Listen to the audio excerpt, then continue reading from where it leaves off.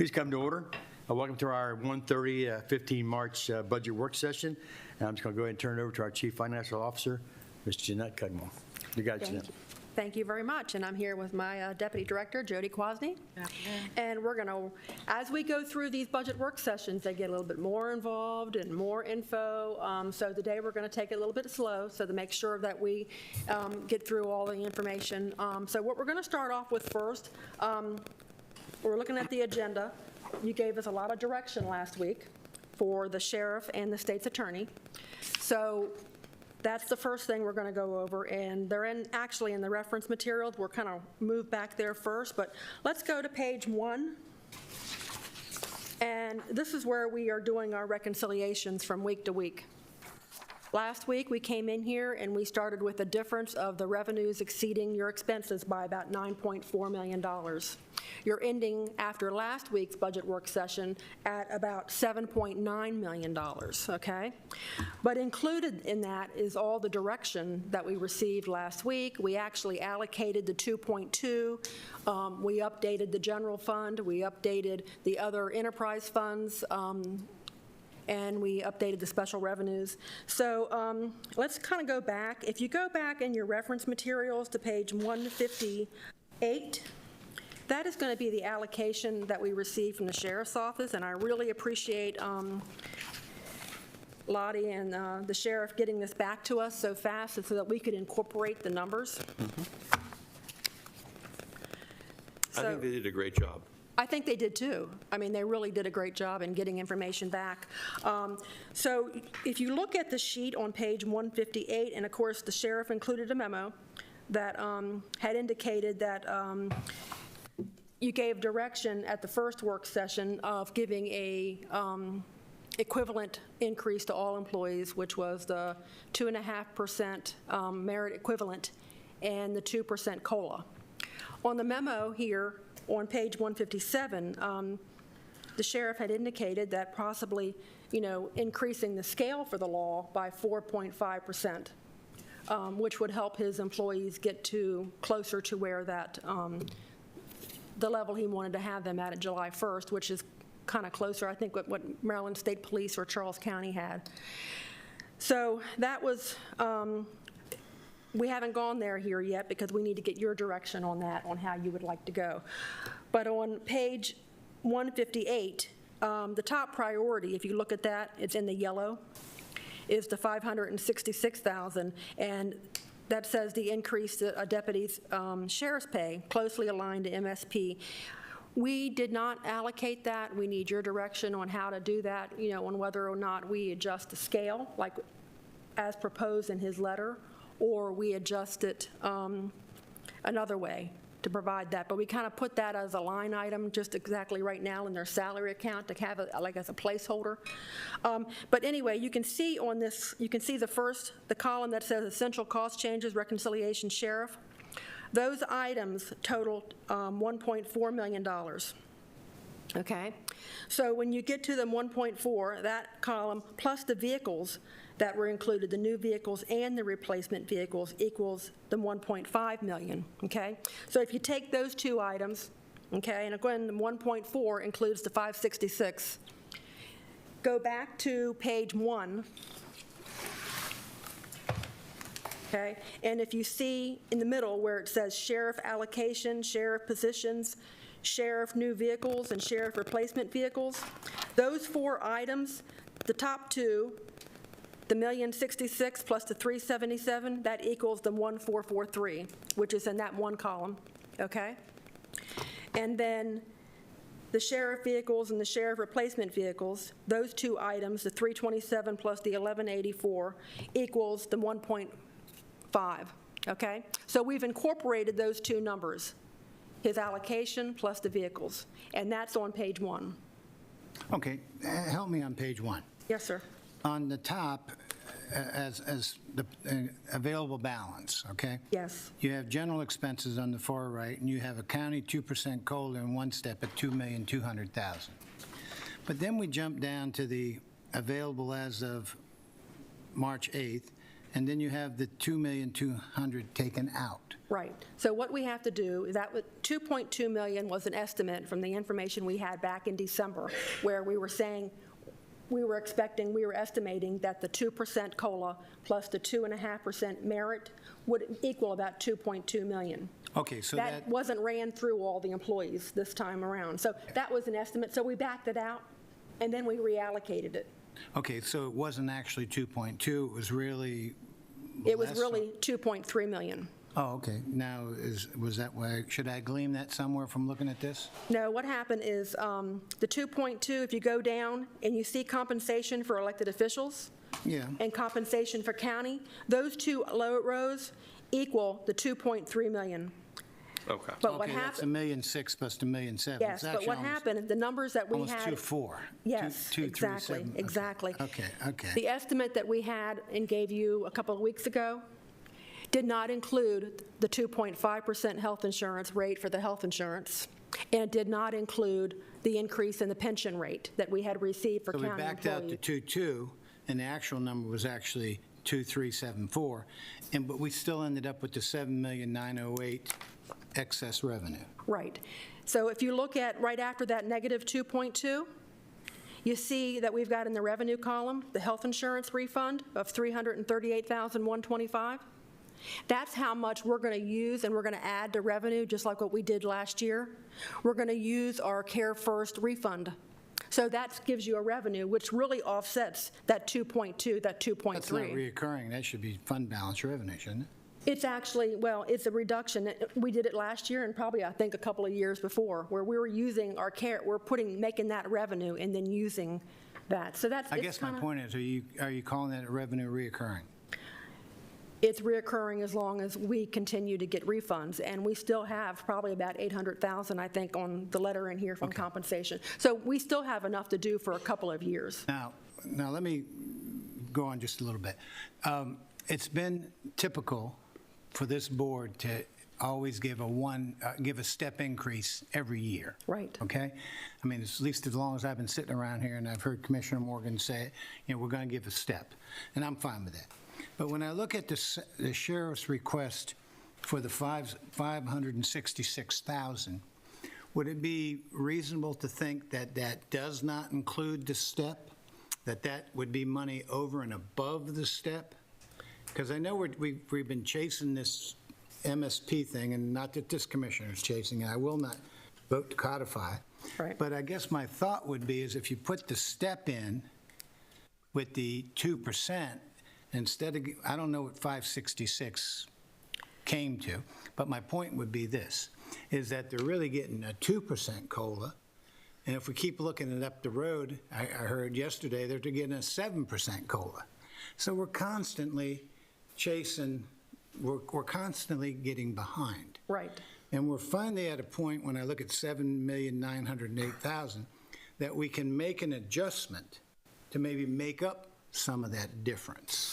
So would you agree that what they're actually getting by getting 4.5% is just, well, I know you're going to agree because it says it right here, just 2% COLA versus something any more than that? Right. This budget currently includes the 2% COLA for the sheriff and the county employees. Okay, let me ask you something. You've answered my question. So my next part is this, these vehicles. Yes. Seems like every year we get into vehicles, we use fund balance. Last year, we did that, right. Okay, we haven't done it before. I thought Well, before we were doing exempt financings, where we financed them over like 5 years. So last year, we actually used the fund balance for that. Okay, now, we also talked last week about trying, I thought we were talking about a number of $2,400,000 as their potential 20% increase of whatever this $12,800,000 number I keep hearing you say that we have of additional revenues. And I guess I thought, I was a little confused when I left last week, but it was my understanding that we were going to do 1.5.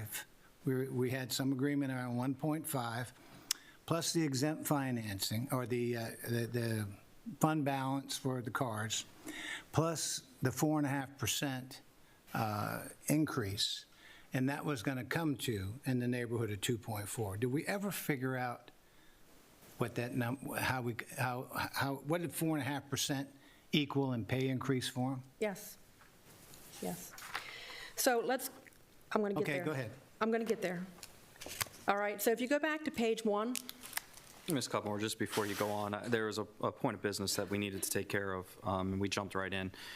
Mr. President, I move to approve pay adjustments for the emergency services full-time paramedic supervisors as requested. Oh, second. First and second on this. All in favor? Aye. Aye. No. One no. Ayes have it. Thank you. I'm sorry about that. Go ahead. We had a motion I want to give, please. Go ahead. We had some little homework to do. Homework, there's some oh homework. my goodness, okay. Gotta love homework. All right, so if we go back to page 1. All right, so we've incorporated the sheriff's request, which he gave us, we told him 1.5. That is included on page 158. It's the 1443, and all the vehicles, the replacement and the new equals the 1.5. Okay, so we're adding back, we're using the health insurance call money, okay, of the 338, which is increasing your revenue. Below that is grant revenue for compensation. So when we allocate the 2% and the 2.5, even to our grant employees, on some of the grants, when their expenses go up, the revenue goes up. That's what the $66,168 is, okay? So we're increasing our revenue because their expenses went up. Below that, you'll see compensation, elected officials, compensation for county, all right? Now, the compensation for elected officials includes the sheriff, state's attorney, circuit court, okay, bless you. All right? And then the compensation for county, so you can see the compensation for elected officials is the 1.6 million, all the way in the right side, okay? The county is 771,053, all right? So if you, and again, those two compensations equals to 2.3. Then you'll see we allocated the circuit court, and we used fund balance for that. And they also includes the one position you approved. The orphans court, the 1,000, that's including fund balance. So there's the sheriff other allocation, the sheriff positions, the sheriff new vehicles, and the sheriff replacement. All of that equals the $2.9 million, $2,955,322. Their share of compensation of that 1.6 million Is how much? $1,505,886. So those two numbers, the 2,955,322 plus the 1,505,886 equals the 4.461, which is on, I got my pages, hold on. Get back to my, 158? and if you go back to page 3, here's our expense summary.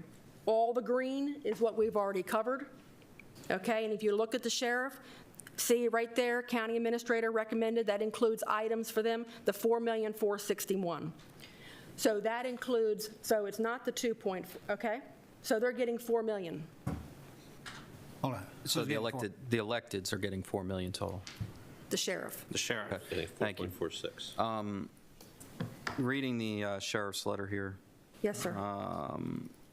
COs were not included in the corrected pay on the request, or was there no request to fund that? There's no, nothing in here.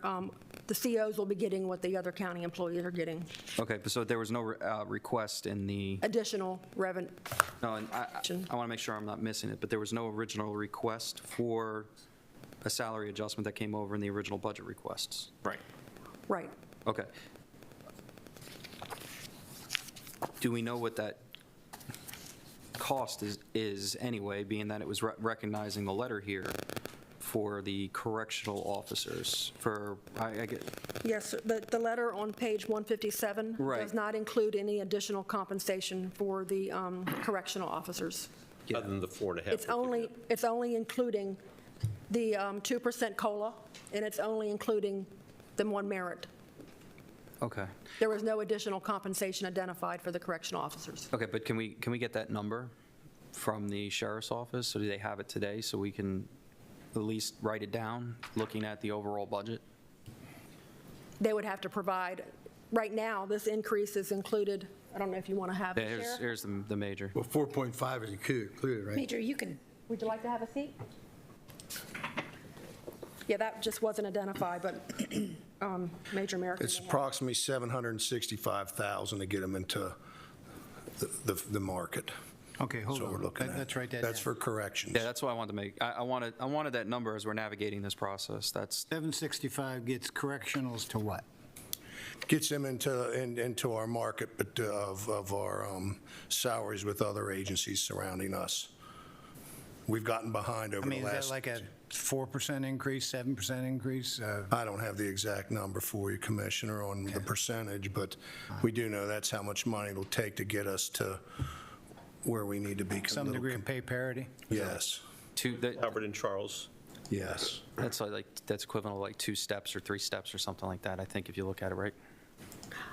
I would have to go back and recalculate. think it's just off I the- don't yeah. have it. And this is the first I've heard this number. Well, I know it is, but it was very clear that it wasn't provided earlier. However, the sheriff's letter does detail out on page 157 the That he would like to correctional provide- vacancies and that he would be pursuing this. So the fact that it's going to be pursued and for the remainder, as he writes, the remainder of his tenure, which I'm assuming is going to be this year. So if he's going to pursue it, we might as well start pursuing. Yeah. Understand, Commissioners, right now, we're at, I do believe we ran the numbers this morning. I anticipate by April 1st that we're going to have 30 vacancies in detention out of the 100 that we have. That's COs. Are they, So you do that math. I mean, are it's, people leaving? people have left, and the 20 positions we got last year to open up F-Wing, we've never been able to fill. It's just not a appealing job to folks, and we're trying to recruit with everybody else, and we're stealing from each other is all we're doing. We're just moving the marbles around the table, and we opened F-Wing and on the backs of those people that are over there right now, and as everybody leaves, there's no one to backfill those positions when we opened up a whole different cell block. So you can imagine it takes people to do that. It takes almost 4 people a shift to run that new building that you guys built for us that we needed. But unlike other counties that have built places and just didn't open them, we've opened it and tried to do the best correctional practices we can. So we do have a dilemma over there that we're going to have to address down the road, and that's why the sheriff wrote the letter he did. Is corrections under MSP? No. Well, you mean the pay scale? Yeah. No. Oh, I was going to say. How many vacancies do you have now? I just, No. It's 24. I'm not laughing. 24 right now, vacancies right now? Yeah. I have 24, Correctional. What was it, Lottie? 17 sworn. yeah. Yep. It's 24, and I'm going to have 6 more vacancies within the month that I know of. So So again, so I think the key is that we have to identify salaries as the reason we attract people to this, and then we got to get pay parity, so 765 is the number, at least we know what the number is. Good news is we got a little bit of fund balance to work with, thank God. and I agree with you. yeah, and Not fund balance, I'm operations. sorry. yeah, operating, and I guess That was a Freudian slip, if that's even a term. But let's just say, My heart almost stopped right there. I'm glad, I wanted to sing backup for the major. The purpose of that letter and the reason it was written that way, in so many words, is every year we get notification of our state aid for police protection, which last year I believe was about $980,000. It's been pretty consistent over the last few years. So what I anticipate based on the communications from the governor's office is up to a 50% increase. So my thought was, we don't usually get that until May or June where it's finalized, is to come back to the board and say, we've realized this state aid for police protection, which can't be used for correctional salaries, but it could fund some of the initiatives within operations, and then use that balance for the correctional salary increases. So that was my thought on that. And that minimized our footprint of our budget request here. Well, the question I would have then is there is a line item in here for civilian DOs for 551, and we have 765. Can there be any consideration, or is it something you can have a conversation about, that would, if we were able to do that request that came in originally, not the DOs, but a correctional adjustment that, based on the original request for 551,707, it would leave us with a difference of 213,293 to fund. So is that a conversation that you feel comfortable having with your staff in reference to that? Sure. Okay, all right. And I appreciate the state aid for police protection stuff, but I want to try and avoid robbing Peter to pay Paul. Yeah, I appreciate the conversation. As you know, that it never comes in a timely manner as we gauge our budget or work through this process. It comes just about the time we're ready to finalize. Thanks. Thank you. Okay, now Jeanette. Off the hook. Go ahead. I'm off the hook. You're off the hook. But we Thank reserve you. the right to About call that you back PT up here. program, aren't you? Yeah. Don't go away. Don't. Don't leave the room. Ms. Cudmore, what would 1% COLA mean, say, for the sheriff, if we were to look in that direction? And I'm not asking you to do it now, but maybe you can do it soon. Thank you. Thank you. And I think you were looking for our concurrence on his allocation of the funds here, and I'm good with that. Right, so if you look at your page 158, Yeah. the one column that totals the 1,443,000, that's incorporated. Yep. Okay? The column that equals at the bottom, the 1,511,000, that's incorporated. Okay? The 566 at the top on that one row column has been incorporated, but as a placeholder. Right. Till you decide, or you let us know how you would like to apply it. Do you want it applied the way So we specifically sheriff letter said to is? him, here's the pot of money, you decide how you want to Well, allocate it. I So think you have to support that. decide, right. Yep. You decide, you told them about a 1.5, they came back. Yeah. Yep. Okay? So now included in that, as their number one priority, at least it's the top row, is 566,000 to be identified as additional compensation. In replacement of the 5 other positions that he wanted. It was just a swap Right, he swapped out, he removed the duty officers, and gave him the pay Well, rate. yeah, and that's what we once said. that pay raise, and And that's fine. Yeah, that's the instructions that, we gave, or the request, I should say, was to go back, hammer it out, come back, choose what you need to do in priorities, and then work it in there. The conversation I'm having outside of that is based on this letter. Right. Is just looking at the correctional side. I'm not asking to make a decision today. However, as we navigate the rest of the budget, on the operational side, there may be room for it to be reconsidered later Right. on. Well, we can add the 765 in here, just as a placeholder until you Why determine. don't we just agree at this point in time that what we asked the sheriff for last week, he did. Right. It matches up in the book. Right. The corrections officer's request of the future. We don't know what the number's going to be at the end of the day, so we know that $765,000 we can write on a little sheet of paper. Right. We know there's a magic Cupid number out there, 765, and move on to the next question.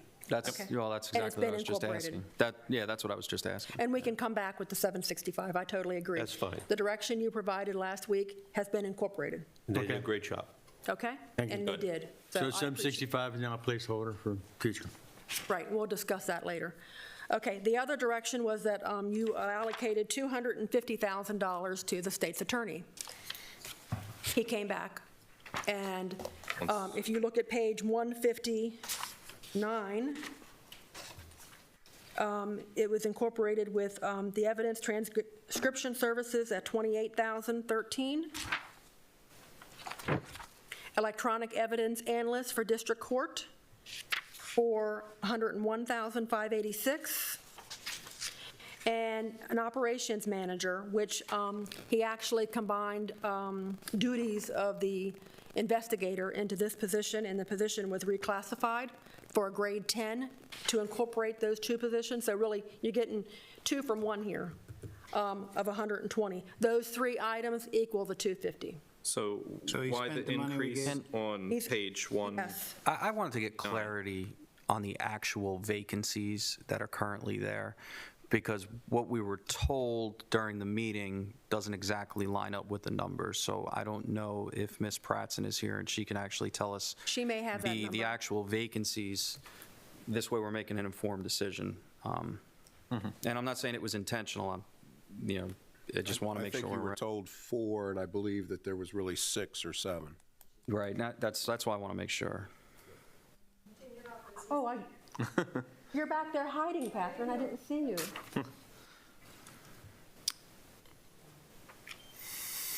There are 7 7 vacancies? among the legal assistants.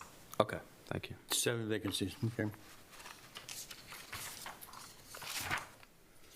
So the 250's been incorporated. With the direction for the other elected officials have all been incorporated. Looks like the 250 was increased.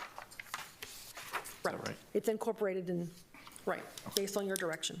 So they did their job, too. Yes, they did. Let's Yes, just they say do. that one's put to bed. Yep. They're both put to bed right now. All right?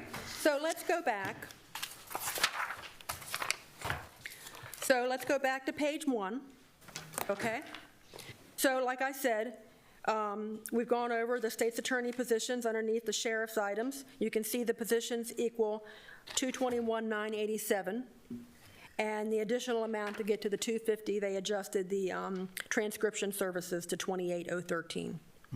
All right? So after the budget work session, on page 1, you can see there are currently 8 positions. And if you go back and look at page 162, 152? 162, right? 162, Okay. sorry, thank you, you'll see those positions listed. Okay? There's your 8 positions. The circuit court, sheriff's office, and the sheriff's office includes the ranks, and then the state's attorney, totaling the 8. Okay? So after that, you can see now we're going to go down to where it says available balance as of March 15th, 2022. That's today. The fund balance that's left, because you remember we've only identified the fund balance that was used for the sheriff vehicles. We still have counting to do, which we're doing today. Okay? We're down to 10.4 million of your 25 fund balance that we started off with. Our revenues are up to 308 million. Your expenses are 300 million. And then that brings you your revenues over your expenses, starting off today at 7.9 million. But you still included all that American Rescue money in there, haven't you? Oh, yes, that's in here as a revenue and expense. But we only can do certain things with that money. Correct. Okay. As long as we're clear, so the bogey that everybody thinks is so high will go away in a year or two when that rescue money expires. Exactly. Well, those are non-recurring. Correct. That has a revenue and expense that was only going to be budgeted for 2 years. The year we're in now and next year. I In get that. 2024, they're gone. So everyone should be looking at a year from now, the budget will not be 308, but it'll be less. Yes, Because the rescue money is gone. So you're correct. doing things now, believing that $308 million will be here next year would be an incorrect hypothesis. Right. So we can move to page 2. Page 2 is the revenue summary. Okay? So there were no changes made to the property taxes, income taxes, local taxes. Highway user is still at 1.8 million. Licenses and permits. The charges for services, that is where we added the $338,125. Okay? The money that's actually helping to pay the general fund health insurance benefit increase of the 2.5%. Okay? The state, federal, and grants increased by that $66,168. Okay? That's for the grant expenses. We've increased the grants. And then the other financing sources, that's where we increased the fund balance, the unassigned fund balance. Because your unassigned fund balance is a revenue source. And that's why it's kind of strange when you look at page 1, you see the fund balance in 3 columns. You see where it's being used in expense. You see the increase, the amount for the revenue because it's a funding source, and then you see the reduction to the fund balance. Okay? So that's where our revenue is. So if you look at, still on page 2, our total increase on revenues, excluding the fund balance, is a 5.6% increase. Okay? All right. So now we're on page 3. So just like when we were looking at this page last week, the only item on this page last week that was green were the items you approved on May 1st, the Board of Ed and the employer contributions for the retiree health, okay? Now you've approved the items from last week, and you can see now the elected officials are green. All right? So those numbers, everything we've talked about for the sheriff, everything we talked about for the state's attorney and the other elected officials have now been incorporated. Okay? So their total budgets at this point, you can see you can see that column where it shows the sheriff is now at $57.5 million. And that is only an increase of $2 million over the FY 2022 approved. And you know why? Because we backed out the vehicles from last year that we incorporated. So we had to back out that non-recurring for their vehicles.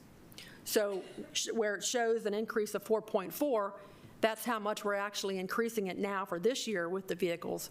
But overall, compared to the 22 approved, it's only an increase of $2 million because of the changing how we're financing and paying for the vehicles. And those vehicles are only for the sheriff, correct, at this time? Right, at this time. We've only incorporated the vehicles for the sheriff. Thank you. So the county departments, we're going to talk about that today. Okay? So you can see that actually has in here the amount, okay? Now, when you look at county departments, the items in the blue where it says county administrator recommended ECC, those are, you can see that 771 on the second row. We did not allocate, we did allocate it, but we didn't allocate it, the compensation for the county departments because we didn't want to interfere with their ECCs until you approve their ECCs. So when we come back next week, we'll have that 771 will be allocated amongst all the departments because it'll be the ECCs plus the compensation the same way it looks for the elected officials, okay? We wanted to keep the ECCs separate until you give us your direction. All right? Ready to move on? New topic, well, kind of continuation topic of compensation. And at this time, I'd like to have Catherine come to the table.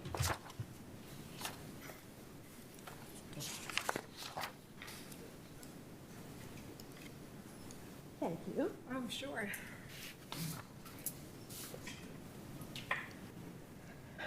Good afternoon again. Hello. So we tried to summarize the compensation items on this memo. As Jeanette has discussed, the COLA and the STEP for the employees, including the sheriff's office, is estimated at 2.2. Right. I guess now it's 2.3. 2.3. Top of grade stipends, we had talked about that a couple of times. Prior to this year, we have provided a $500 stipend, and Commissioner Hewitt, I know, had brought up that that seemed somewhat arbitrary. So we looked at alternatives for top of grade, and on the second page of the memo, we compared different strategies. So for all employees who are top of grade or forecasted to be next year, if they were paid a 2.5% bonus, this would be the cost, 2%, 1.5%, and $500. And the 2.5% bonus would be the equivalent of a step. So that's an item to be discussed and considered, if you would, please. A state mandate is the minimum wage increase, back to that first page. We have an hourly scale that needs to be increased in January of 2023 by 6% to meet the minimum wage targets. The enterprise scale also has to be increased by 6% in January. An item to consider, and the commissioners did this last year, was to increase the hourly scale in July, 6 months in advance of the requirement, and that would keep the scale on par with the merit employees and assist with recruiting. As Jeanette previously mentioned, the health insurance increase is estimated at $300,000, and that will be paid for from the Care First refund account. employee identity theft protection. That was a benefit that was begun last year. That was paid from the employee portion of the refund account last year, and the proposal is to do that again this year. So, Mr. President, all being said and done, if we go down that list of estimated expenses, including the top of grade stipend, it amounts to $3,164,400. Am I correct? Yes. That would be the aggregate of everything on the second page, which whatever the number is, 5. All right? Well, I mean, how do you come up with that number? Yeah. How did I come up with that number? I took the $2,312,433, which is the step and COLA that we discussed earlier, that was the 2.2. Okay, but that included the sheriff. Yeah. Okay. I added to that the 231,928, 95,240, 89,943, 385. Top of grade. And I get $3,164,400. Okay, I guess the 2374 is already number processed in. So I'm thinking new money we're talking about is 231,928. Seems like the health insurance and the benefits are paid out of rebates that we've gotten through those health plans. Right. And that the real issue we're talking about here is the 230, well, whatever we do at top of grade, plus the minimum wage increase, The right? 95,240, right. If we wanted to do it early, the 95 that's in the other column is mandated. So that's required. And you say want to do it early, don't we have to do it July 1st? No, we have to do it January of 2023. Oh, so we have 6 months.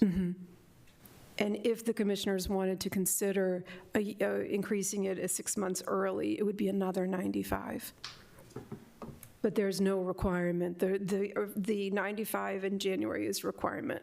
I know we're talking fees and schedules later, but can we factor in the 95 that would cost us for the 6 months of July 1 to Half. January? Yeah, it would be about half if you did it January. Then maybe we can pick up that increase in fees and services. Or was that 95? That is the 6 months. This 95 is a 6 months. Okay, then double it The up. other 95 would be if we did it Right. early, right. So we would have to double it if we wanted to do But it any July 1st. increase in fees and services would be effective July 1. Right.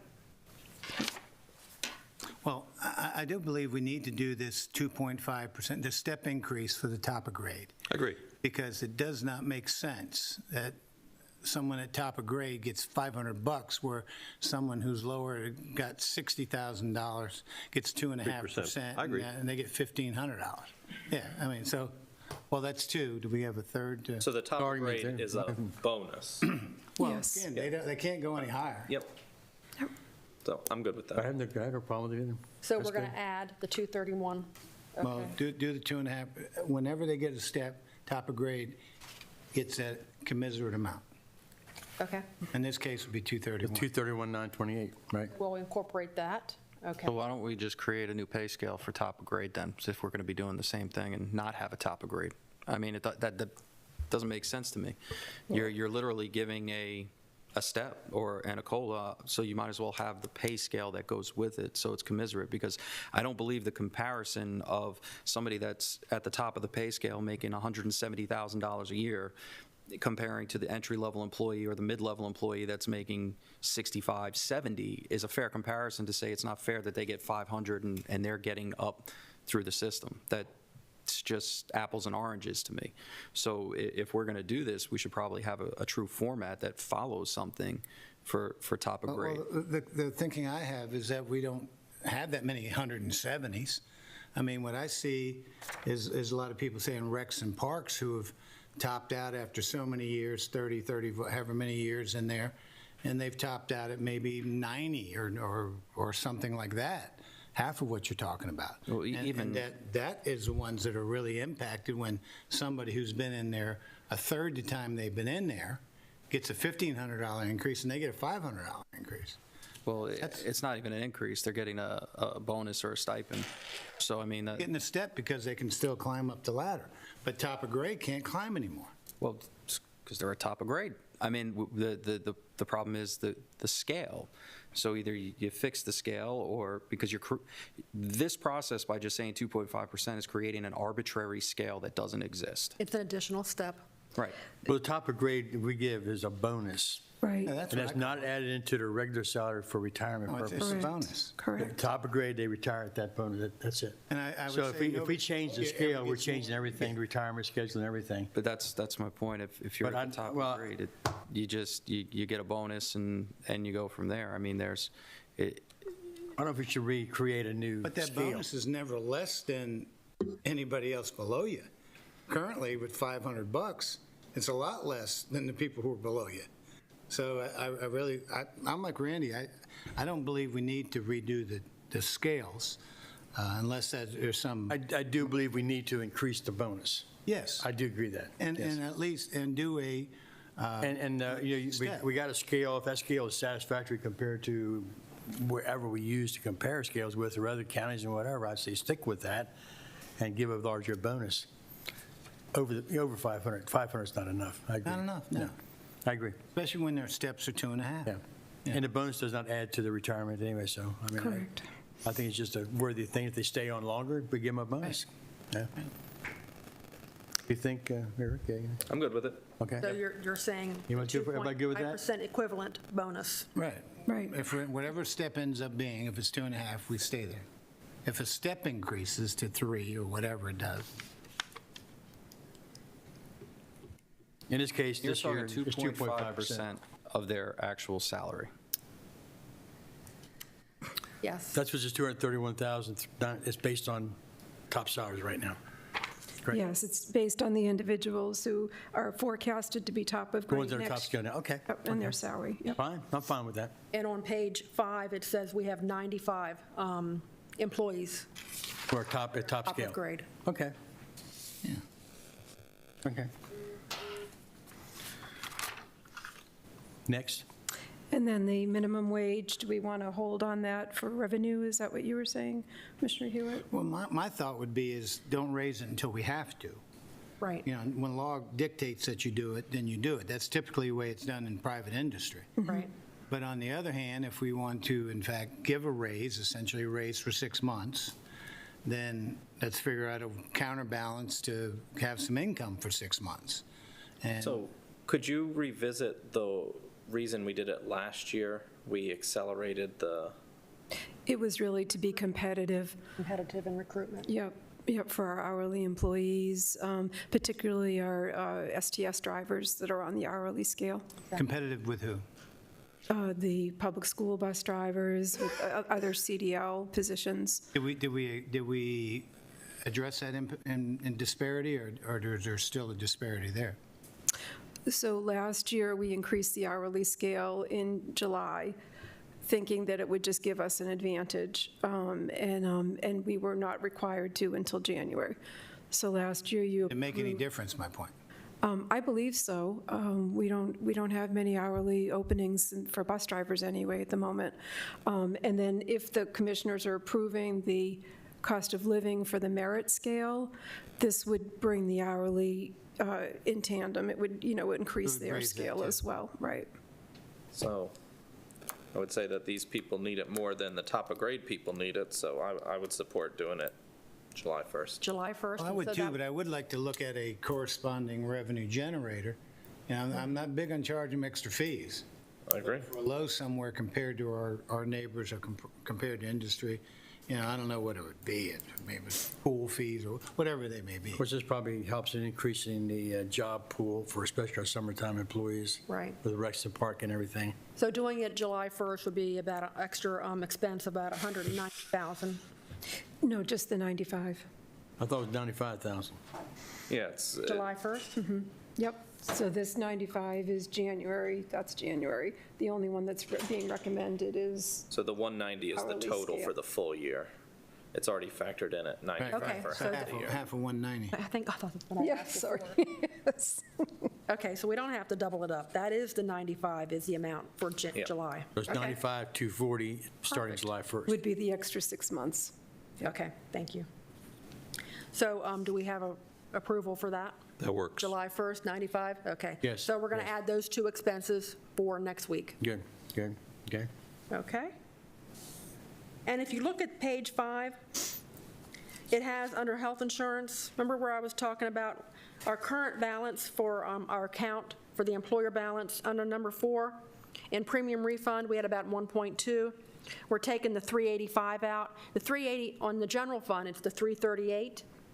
Then if you add the amount of the employees in the solid waste plus the employees in the emergency service billing fund, that's where the total amount becomes 385, and that leaves us 834. So we will have enough, more than likely, for next year, plus whatever. Still healthy.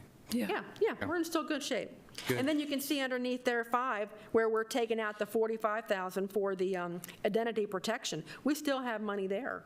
So we could go a couple more years. Right. And if we receive another refund, it'll just add to those balances. Okay, in line with that, Ms. Pratzen, what's our claims history? Are we staying, maintaining? Are we up? Are we down?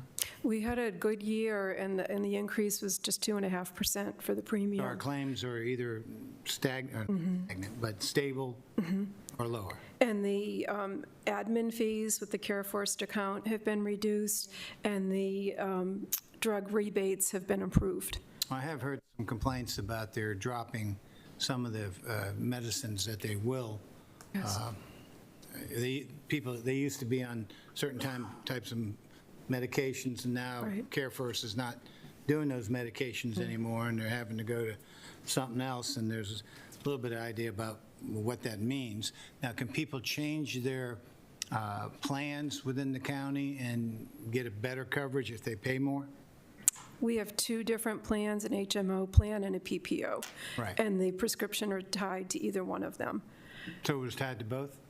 So in other words, each one of the PPO and the HMO both have prescription? My thought process is PPOs are higher than HMOs. Yes. Okay.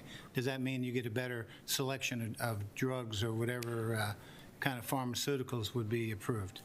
I don't know. I'd have to look at that. I think it's called the formulary, and I think the formulary is the same in both plans. Right, Okay, right. And it's really steering people toward generics.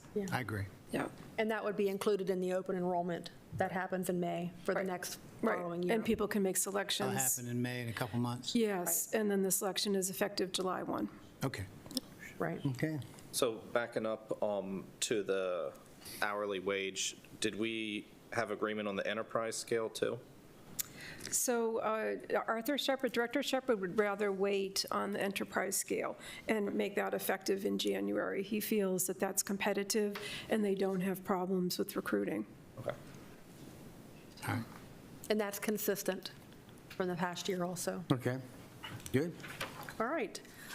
Thank you for the compensation. And now we have Catherine gets to stay a little bit longer. Page 6, talking about the position reclassification request. Thank you. And Commissioners, you may remember this came up in the fall, and you approved employees submitting requests for reclassifications. And employees did that with director approval through the month of January.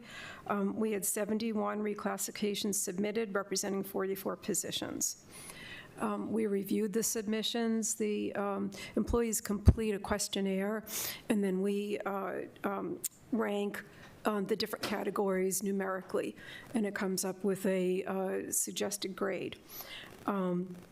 We reviewed all the positions, ranked them, and recommend 46 of the reclassifications, representing 27 different positions. Would you find some of the major reclassifications included? Was it responsibilities? Was it number of hours worked?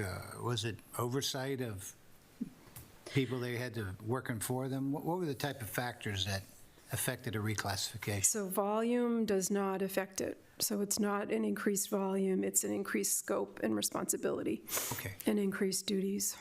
Increased scope and responsibility? Yeah. Okay. Yeah. And then potentially hardship, if there's a hardship involved in the position.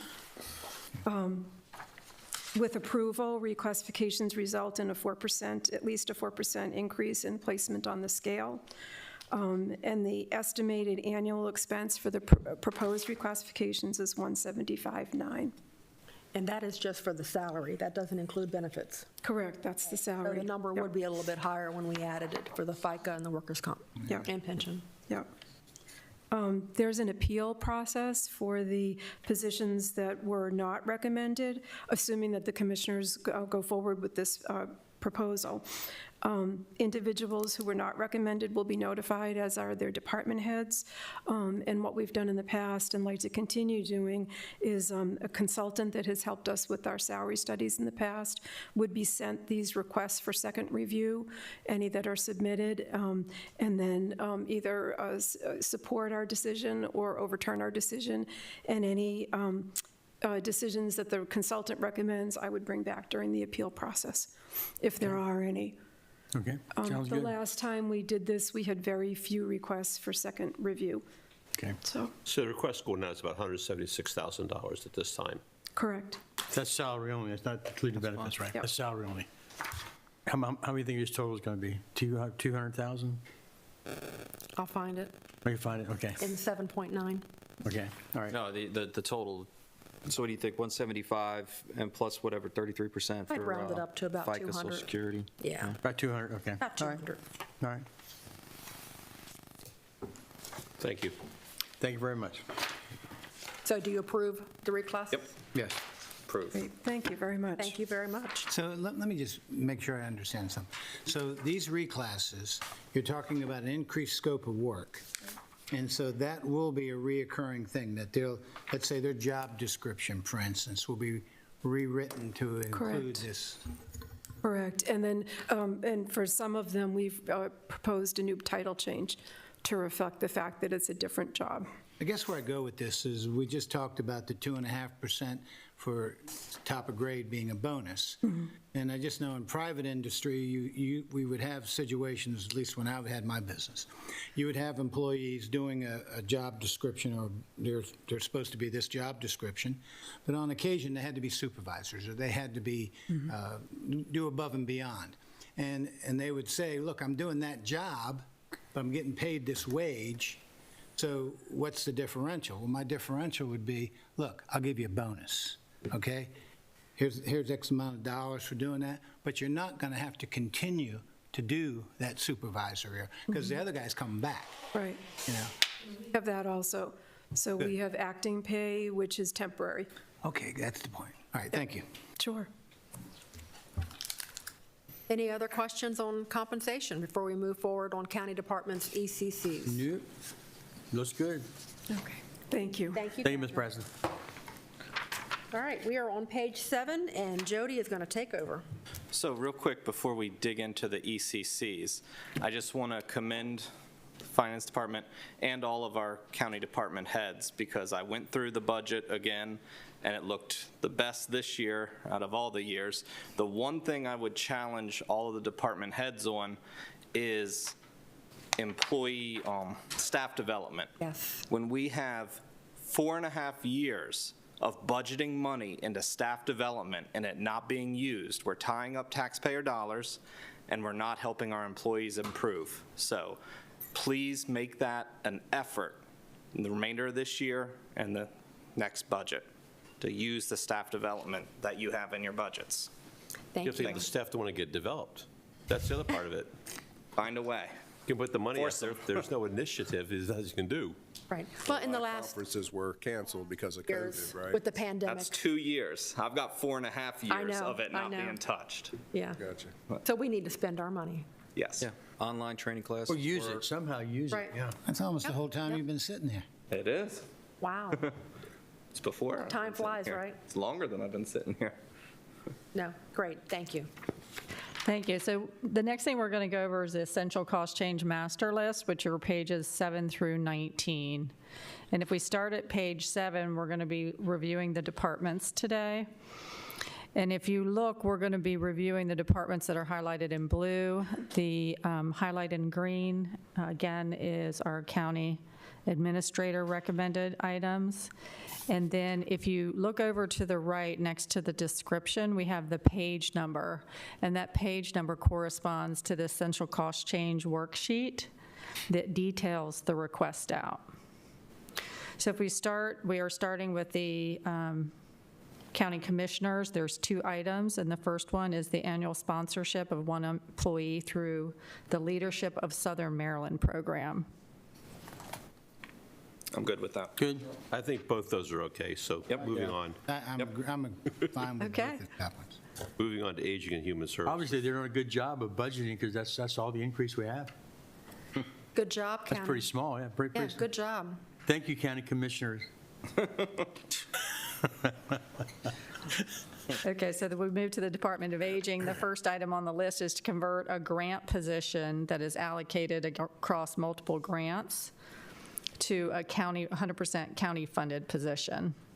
And if you look on page 22, this is the breakout. There is a savings amongst the grant, which is the additional county cost for this position, and that savings is listed 2 lines below at $45,000. So those 2 line items go together. How many vacancies do we have? I thought I read somewhere we already have vacancies in 8. So the Department of Aging. 5? That's correct. We have one that just became vacant and is just advertised, but the total is 5. I guess what I'm referring to, Commissioners, is page 163, where it talks about position vacancies. Right. Because what I was interested to know was, Ms. Harris, how are you? What I was interested to know was if you have vacancies already and you're asking for more positions, then it kind of makes me want to say, if you filled your vacancies, you may not need a position. The other thing I was wondering if we could find out would be the aging of the vacancies. I mean, if they've been like just last week or a month ago, that'd be good information to know, or if it's been How long it's been vacant for 8 months or something like that, or just, So I just provided an updated list of the vacancies to Lori, and she can discuss her vacancies or her request. So, good afternoon, Commissioners. So what I submitted in our budget request was about 5 positions. We are up to 10. We have 2 positions that will become vacant soon. So we're up to, we'll be up to 10 positions that will be vacant. We're just having a very difficult time. okay, we'll back up for a second. What I have on this, it says 5, and you're saying it's going to be 10? It will be 10. We've had, How do you know you need one more when you have 10 vacancies? we don't need another position. This is a conversion of an already What Jody existing. Oh, conversion. described This is a as conversion of position right here. Yeah. To county funds. converting from grants. Grant to county funds. It frees up the grant funding for the program. So I guess my thing would be if those positions, how long have they been vacant for? Those And that- 10, the The 5 5? positions. A number of them have been vacant for a while. but What's a while? We're having a lot of difficulty filling these positions. Let's see. The MAP INA caseworker, that's just from December of last year. Coordinator 3, September of last year. And then we have one January, program coordinator, January of this year. The supervisor 3, fiscal, that is not vacant yet. That will be vacant at the end of this week. And there are others that are not on this list that have been vacant because we're not able to fill them.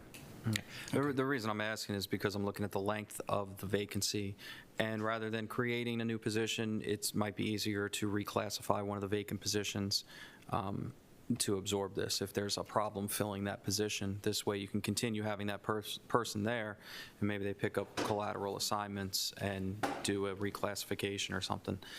It doesn't make sense to keep it. The reason I asked the time frame is because if it's 2 months or it's, one was January. I mean, we're talking 6 months. Okay, if we're having a hard time filling them, does it make sense to add a position or reclass one that's already existing? But we're not adding. Right. You're We're just converting. grant position to a full-time. This is not adding anybody here. Yeah, right now it's grant funded, right? Correct. So it's adding a new position because now you're going to use county funding versus the grant funding, correct? That's the request, Okay, yes. right. So it's adding a new position because it's not funded out of the county operating. It's an existing position, but for all intents and purposes, it's a newly funded position out of the operating revenue, is my point. True. So it's a new position. But that would be potentially taking away a body from them, and we're already asking Aging and Human Services to do more.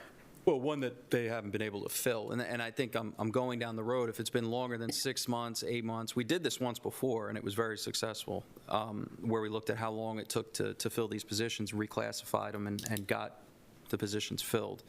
So, Lori, is this position, is there an individual in this position? Yes. Okay, so this position's already filled. It's a manager position, right. division manager. But again, it's going from grant to I guess my thought process is we have 41 vacancies between correctional and sworn in the sheriff's department. What I see here is 28, it sounds like it's growing, in the county. Now, 41, 28, that sounds like 69 vacancies. That sounds like a lot to me. And my point gets to be is, are we better to focus on increasing salaries to reduce these vacancies, which I think would have an additional effect, along with the think was, look, we're offering 85-15 on your health plan. I mean, that's got to be an incentive for somebody somewhere. Right. Instead of adding more positions, which further puts pressure on the amount of money you can pay. Do you want less positions but higher pay, or more positions and not as much pay? Right. Adding the 2% COLA, adding the reclassifications that were just approved, that will help in keeping people here. Those kind of compensation things, and you're right, we do have a great compensation package with the 85% health insurance, which attracts people. I see exactly what Commissioner Hewitt is saying. So, when it comes down to it with the vacancies, is it paying more, expecting them to do more? This way, we're beyond competitive. The easiest way I can equate it, of course, the cost of living is a lot more, however you want to look at it, but a Suffolk County cop starts at $65,000 a year. After 5 years on the job, they're making $160,000. 5 years. So if you want to use that comparison, they're expecting them to do a lot more. Of course, they have unions, all this other stuff. But the point is there's a lot more workload that's pushed onto them. And if you do the same comparison here, when you're talking about the employees coming on saying, all right, you're going to be highly compensated, but however, you're going to have a very large swath of work that you're going to be responsible for. And I see exactly where he's going with it. Mm-hmm. So. Okay. Ms. Harris, I've been concerned about hours of programming. And we've addressed this before, but I don't see anything in your budget to address expanded hours at the senior centers, much like, it really doesn't work, 9 to 5 or 8 to 4 or something. But what are you doing to expand the hours there? Maybe having people work different hours, splitting duties so that the senior centers can remain open, so our seniors have more activities to perform, versus just being, here's our concrete hours, period. Because I think that the seniors, from what I hear, would like to have more availability, yet we haven't been giving them the availability. So we're trying to give them the availability. Commissioners approved 2 hourly persons for evening hours at Garvey, the new Garvey Senior Activity Center. We have filled one of those positions. The program specialist, that's a person who would organize the activities and programming. We're not able to get candidates to fill that position. Is that because of the pay or the hours or what? I don't know. We're not getting applications.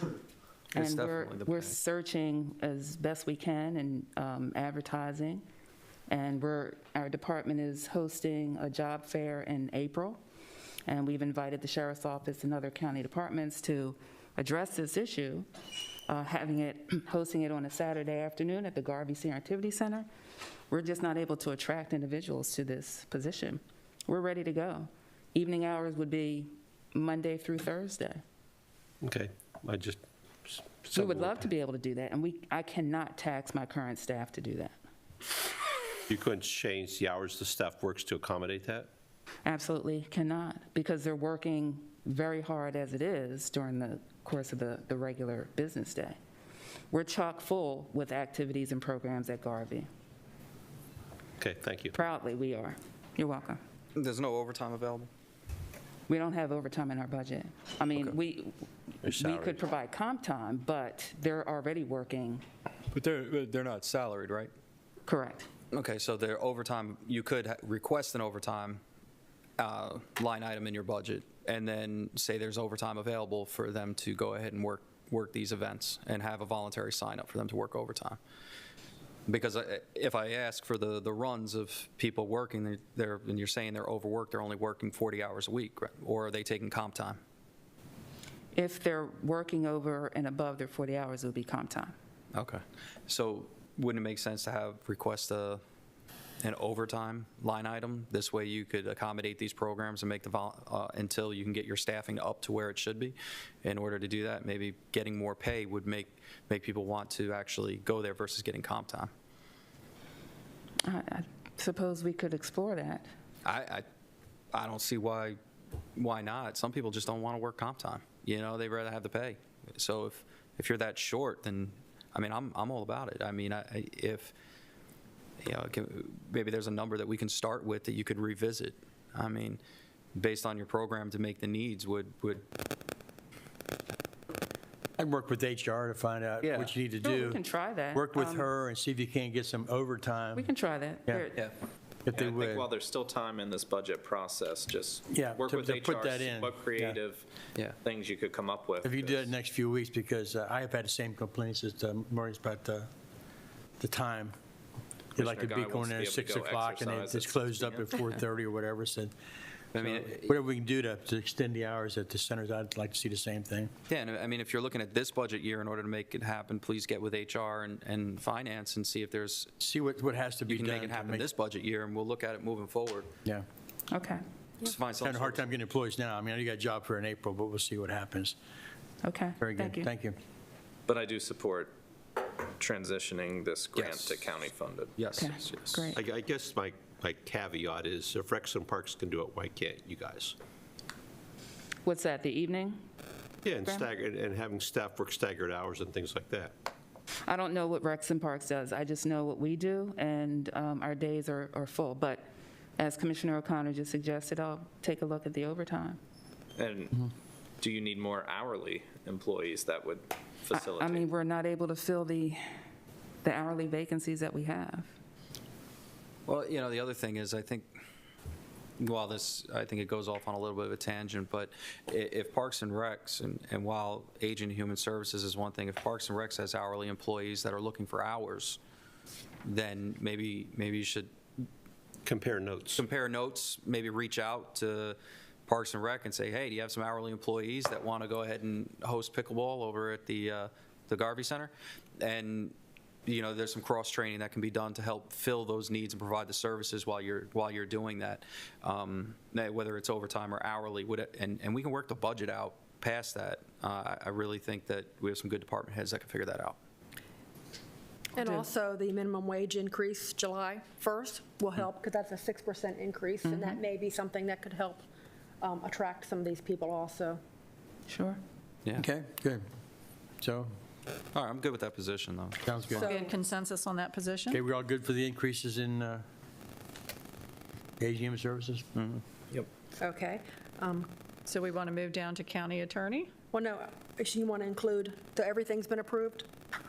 I'm sorry, I thought that's what Commissioner Maybe I President missed Guy it. said. Maybe I misunderstood. The I'm good 5,000? with everything. on Yeah, the commissioner stuff was good to go, yeah. Okay, and then Jody might have mentioned it, but. Now, the anything 5,000, that's for the upgrades of video and, For video, Right. okay. And see fine. the Those have F been next to it, we can use immensely fund popular, balance. right? immensely popular. So the items that have the F, we can use fund balance for because they're one time. Okay. Any other questions Great. for Aging Human Services Commissioner? Is that it? Okay, moving on next. Thank you, Commissioners. Thank you. Thank you. So the next department we have is the county attorney. There's one request for a regular part-time legal assistant, which is 20 hours a week, and it's 0.5 FTE. I'm good with that. Yes. I'm good.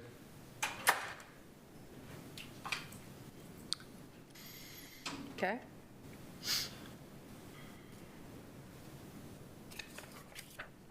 Okay, we're moving on to economic development.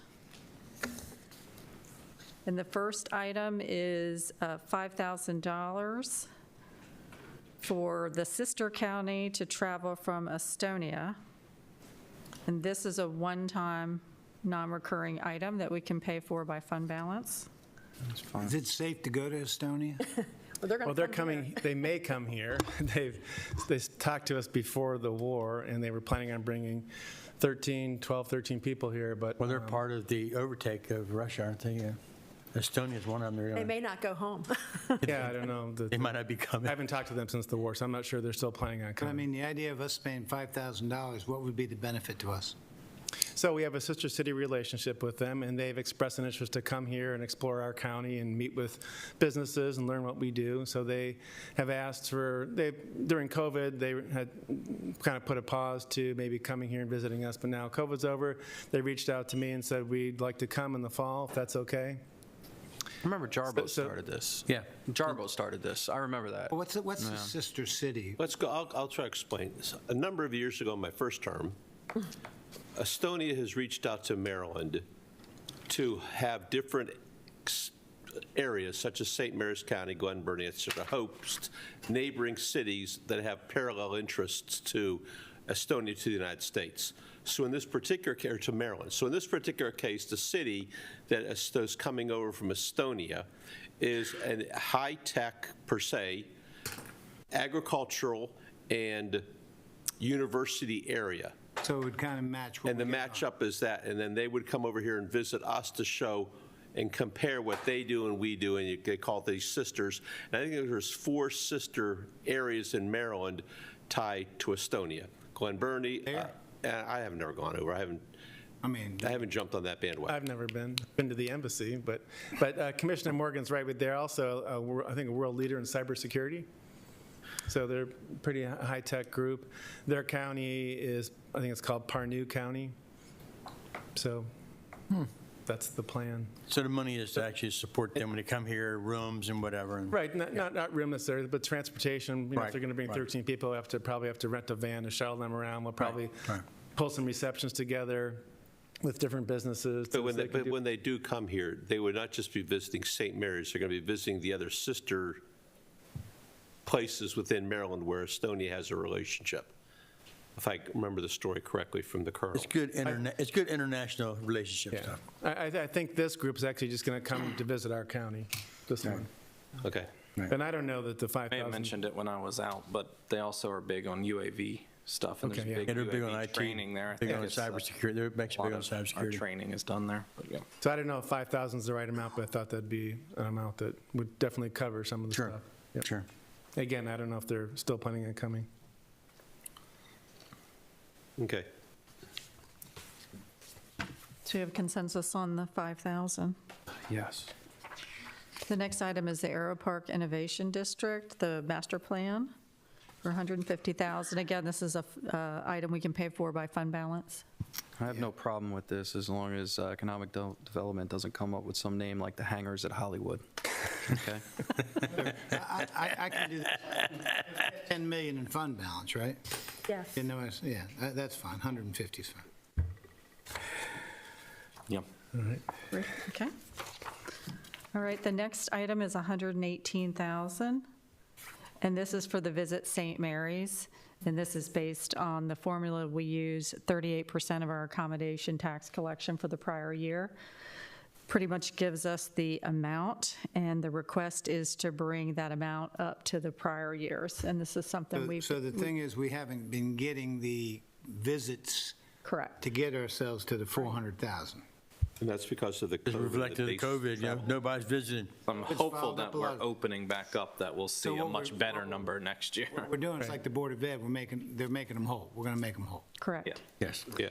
And just a side note there, I'm going to be talking to the Barbara Sapato, the executive director, about maybe altering our agreement. Right now, it's tied completely to the accommodations tax. There are other performance measures and metrics we may want to look at. So we're not just looking at the accommodations tax, because there's other things that they do that really help tourism that aren't necessarily people staying overnight. We have many daytime visitors, for example. So we're going to be reviewing our 10-year agreement to see if we want to make changes, and if we do, we'll bring those back to the commissioners. The question I have on this one, Ms. Cudmore, is wouldn't, since this is a direct impact related to COVID, rather than taking out of fund balance, wouldn't this be easier to schedule out of 23 ARPA funding? Because that's exactly what it's designed for. This was not, Revenue. this was not out of fund balance. Yeah, it's a revenue replacement, and we're not eligible to do revenue replacement Okay, that's right. at this time based on the calculations. Okay.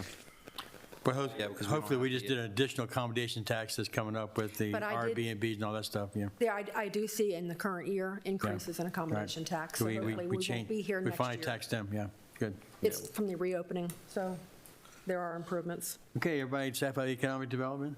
Yep. Thank you very much. Mr. Economic Well, I would Development. like to Other discuss the items. SBDC funding increase. I think that's worthwhile. I mean, we're doing a lot to help small businesses. I mean, they still are not whole, so for the Development Center to have a little bit of money to help help small businesses out here, I think would be a good idea. Why wouldn't we want to do it out of fund balance? That's recurring. It's not a fund balance, it's just Yeah, out of that's a regular revenue. recurring thing. The two. I mean, we could do it as one time and say if it's successful, then SBDC needs to pick it up. Yeah, I guess that's my thought, is that it's probably designed to pick itself up as it goes. Isn't that true? This is a recurring allocation Right, so, that's provided to them. so they've been at 37. Every county gives them a little bit different. Charles County gives them more, Calvert County gives them less. So some counties actually elsewhere in the state don't give them anything. But we've been at $37,000 for a number of years. They asked, I think, last year for an $18,000 increase, and we didn't accept that. This year, they came back again with another $18,000 increase request. I put in 9, half of that increase. That 50% was too much. I support it. I think they do a really good work helping businesses get up off the ground starting off. They're very involved with that. So this is, we're talking about putting this out of operating then? Yes. Well, my question would be, is are we talking about this is going to be the salary, correct? No, that's the funding amount. The salary, they get funding from the federal government and from the state also.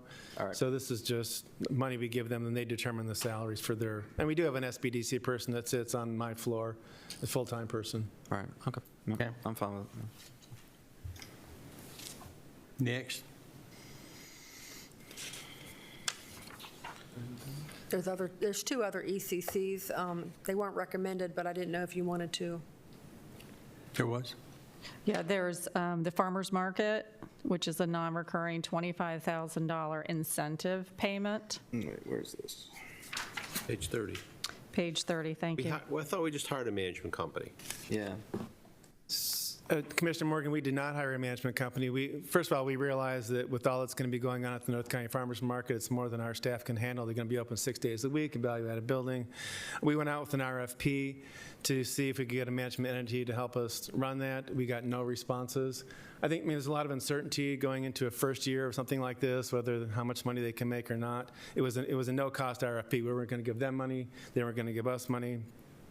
So because we got no responses, we went back out with an RFP and said, we'll give you a grant of $25,000 for the first year, contingent upon commissioner approval of that money. And we did get one qualified responder, and we're ready to go forward with that person. But the $25,000 is up to the commissioners whether they want to provide that bonus. Again, it was advertised, it's contingent, it's not approved, but that's how So we you have it. did go out with an RFP. Yep. You did get a qualified response, so it's good, but you want $25,000 more. We advertise it as $25,000 incentive, right. So you advertise a $25,000 incentive without having $25,000 in your budget? Right. Correct, $25,000 if the commissioners approve it. So we could go back to this person, and they may say, I'll only do it for 25. They may say, I'll do it anyway. I don't know. But that, because we didn't get any responses to the first time, I think it's very uncertain. I think there's too many unknowns for a first year of an operation this big, whether they're going to make money or not. So this kind of gives them some level of comfort that for the first year, they'll have a little bit of a cushion. I don't anticipate giving them any money in the future. Right, and we can use fund balance for it because we're considering it a one-time incentive.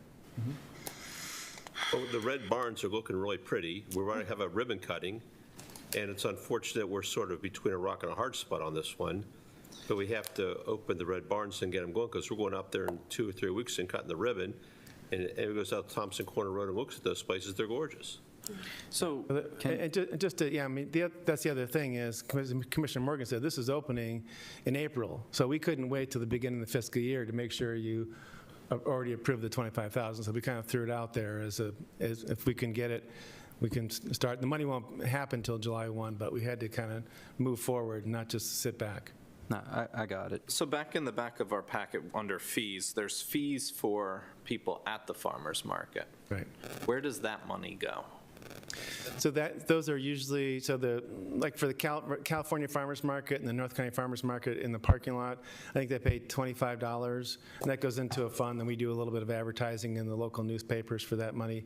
In this situation, the management entity would actually determine the fees, collect the fees, use that as their revenue source to help pay the expenses. So they'll be paying expenses to run and manage the entire operation. Value-added buildings like a store, it's going to have cheese and wine and different stuff like that, meat. The seasonal building is going to have the fresh produce. But that whole operation, we require them to hold events, so we expect that to be a great site for a lot of different events. So all that's going on, we expect them to be able to draw money in, and they're going to have to pay money out. So it's like a little business. And fees are approved, I'm sorry, go ahead. Nah, I was It's a going to say, I have no problem with it, but there's one thing here, and I've been going back and forth with Dave on this, and I believe in the processes of things. Please stop using this branding until we've approved the name for this facility. Okay. I mean, there's all sorts of directions to go, but I appreciate the effort and the thought, but right now, it's just the North County Farmers Market, and there's a process behind how we name things, so I have no problem with this, but that's the one thing. Of course, now everybody knows the joke about the hangars at Hollywood, so. So you don't like the barns of, No, I won't go down that road, but. I like that, huh? No. Doesn't poll well.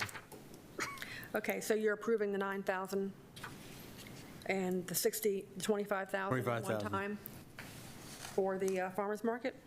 And the fees that are in the back, when we get to those, Commissioner Colvin, we're planning on setting them up in the miscellaneous revolving fund, so when they come in, then they can be used. You can, track the revenues and expenses, and they can roll from year to year, so we don't lose the fees. Any direction on the 60,000 for the video buy? Did you want to talk about that? Yeah, What's that about? So commissioners, I believe it was last year, approved, I think it was $20,000 for us to do video, to produce some videos, which we feel in this day and age, you need to have some videos to go along with your marketing to attract workers, attract businesses. So we worked with Comcast to produce 3 30-second video spots. Those are done now.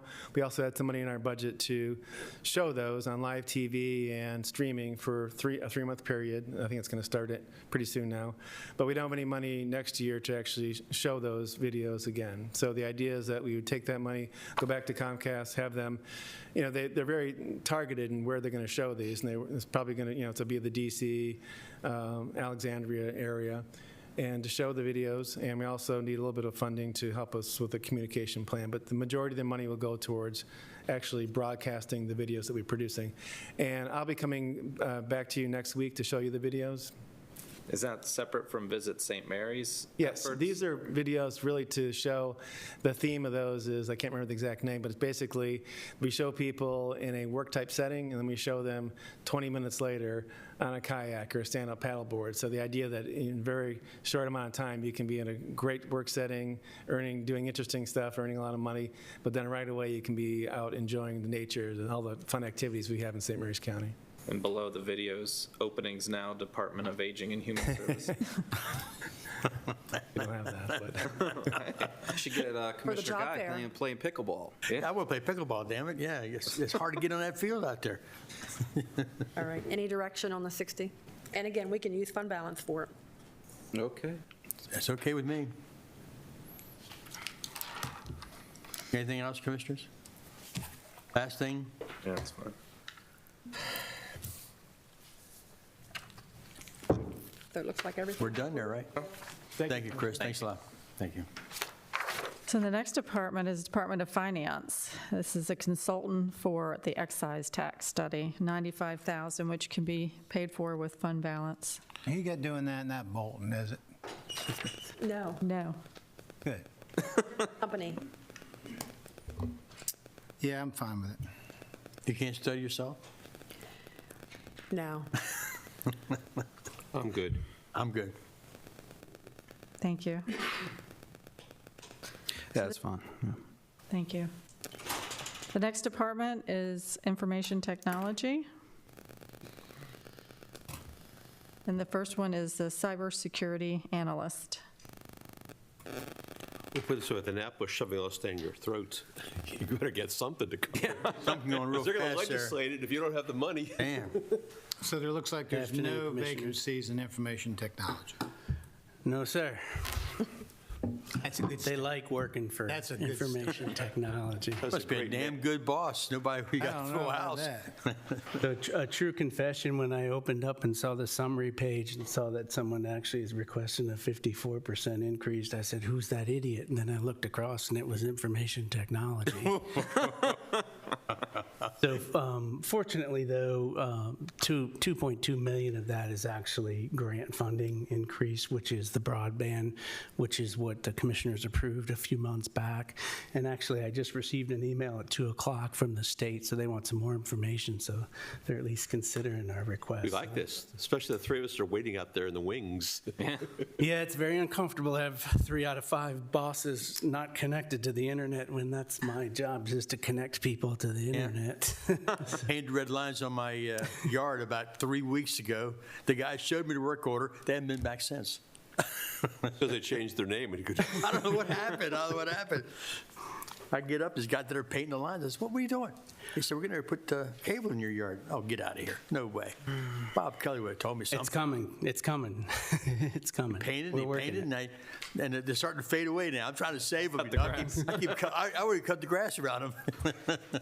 Mr. Kelly, though, I want to compliment you on your ability, when people reach out, somebody just did the other day, for us to put copy you in on the email, and thank God you respond to them and you find out what you find out. And I'm not saying everybody's happy. Not everybody's happy, But but at least we are we're working. responsive, Yes, sir. and that's Yes, sir.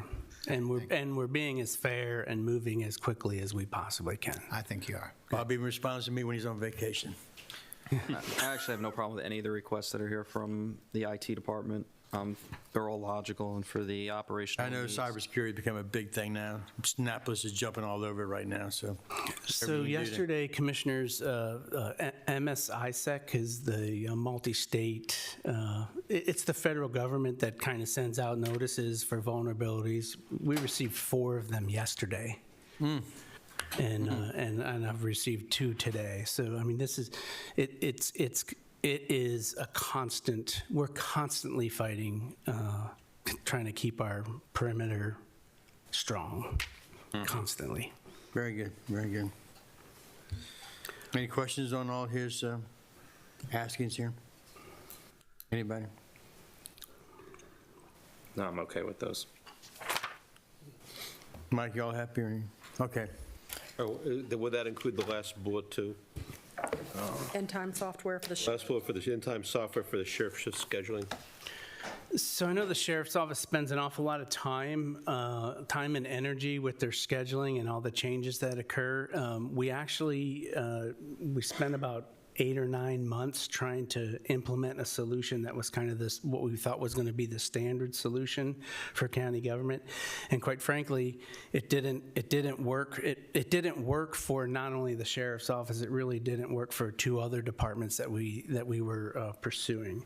And so what we thought was going to be rolled into and part of the financial enterprise upgrade, really, we found that it just didn't work. And I'm very hesitant. Actually, I would not recommend trying to force something that doesn't work. It just causes years of pain and anguish for the users, for IT, and quite frankly, the commissioners will be hearing the frustrations from staff when you purchase a piece of software and try to There's force it. more complaints from staff, huh? Well, when they're Being legitimate, flippant. when they're legitimate complaints and the software doesn't do what the vendor says, which, unfortunately that happens, it's best to recognize it early and try to come up with a solution that, Good to make sure the scheduling works. Yes, sir. Yes, sir. So do we have consensus for the entire 610, 163? Yes. Yes. Yes. Thank you very much, Commissioners. Thank you. Thank you. We move on to Human Resources. And the first request is an HR generalist position to assist with recruiting. Well, apparently we need that.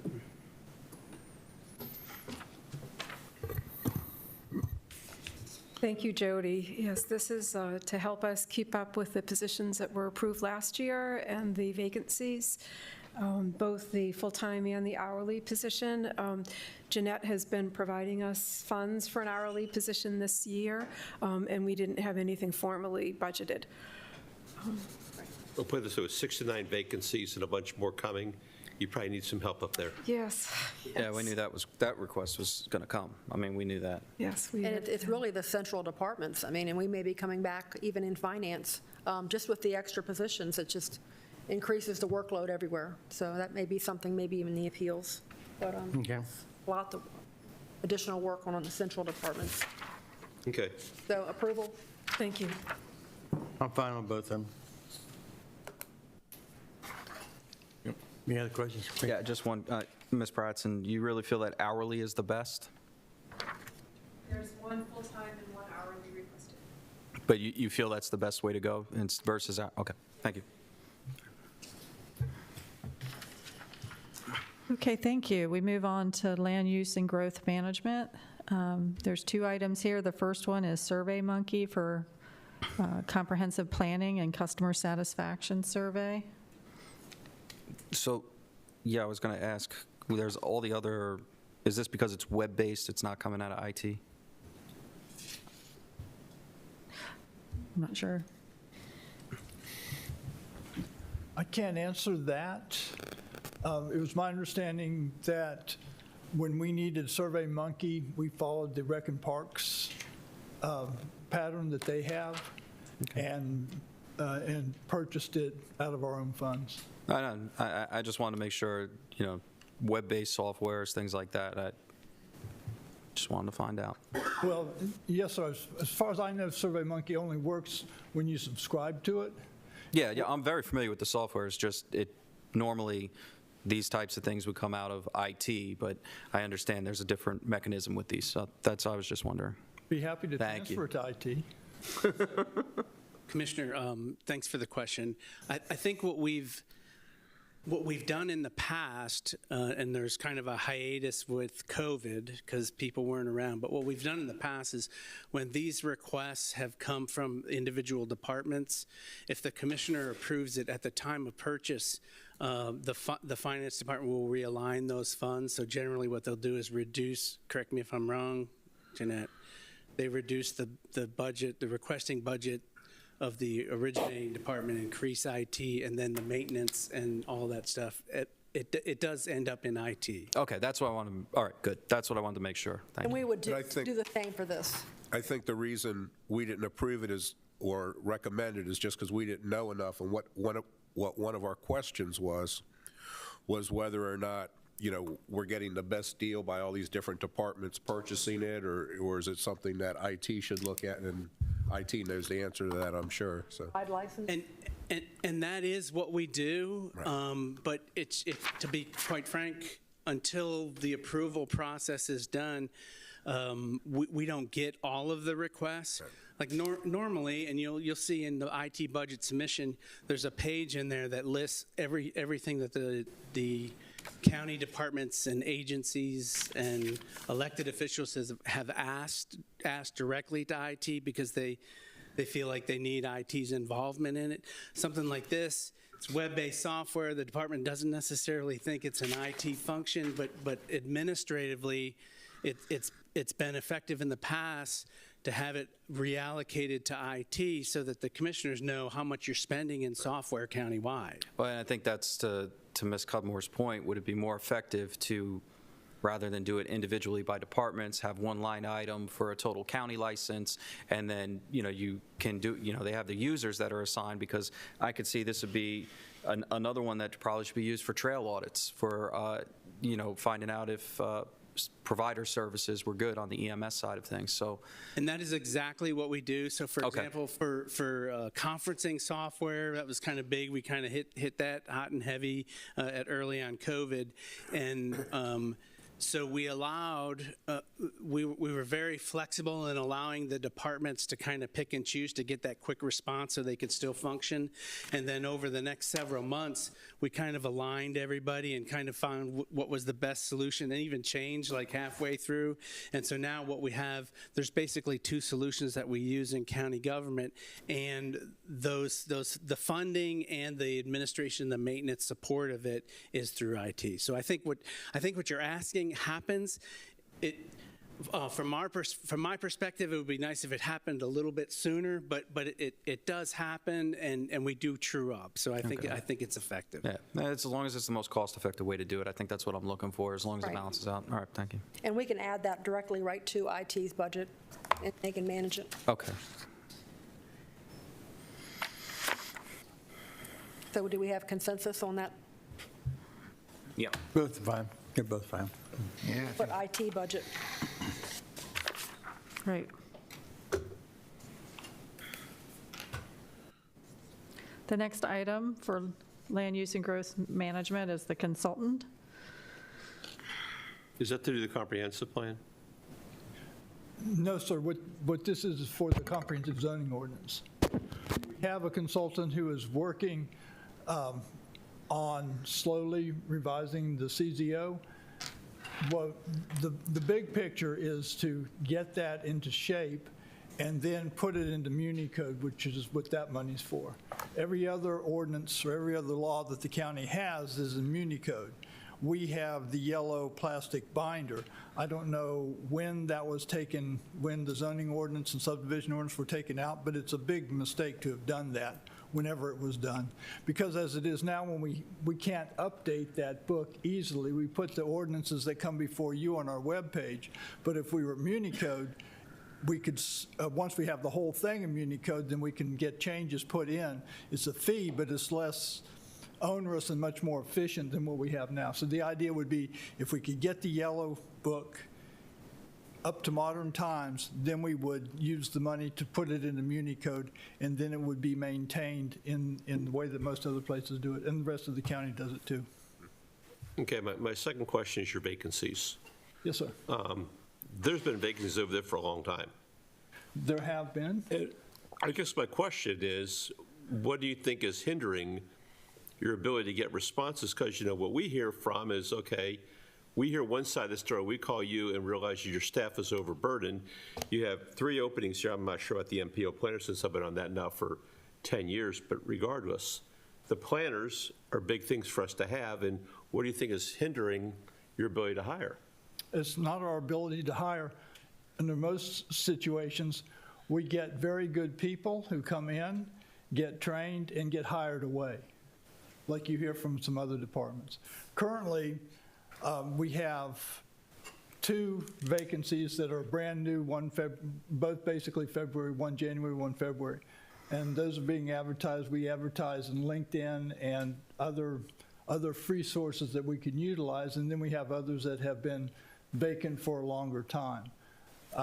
Why don't people come? I can't really say. How many vacancies do you have over there? 4. Okay. And you're open for 2 more? Or? No, sir. I see 2 vacancies. I'm sorry, I see 4 vacancies here on your sheet. I don't know what to do to help you. That's my concern. I think the board here wants to help you. Oh, Are your people working overtime? He works every day. Well, Yes, I sir. know he does, but well, part of it, sir, is night meetings are expected in their comp time. And anybody who goes into the planning profession knows you're going to have night meetings, so that shouldn't be the deterrent from that. To me, the biggest deterrent that we have is an inability to advertise as fully as we would like to for the openings, which we're addressing What do you mean? I get that. You'd like to? Oh, what? Well- I get that. I think, again, I think I'm going back to a holistic policy thing here. While we don't want to start having a massive overtime budget, but, you know, again, people don't necessarily like to work for comp time. And if we're behind on permits and you don't have an overtime budget, again, there's no incentive besides comp time to stay an extra hour or 2 hours.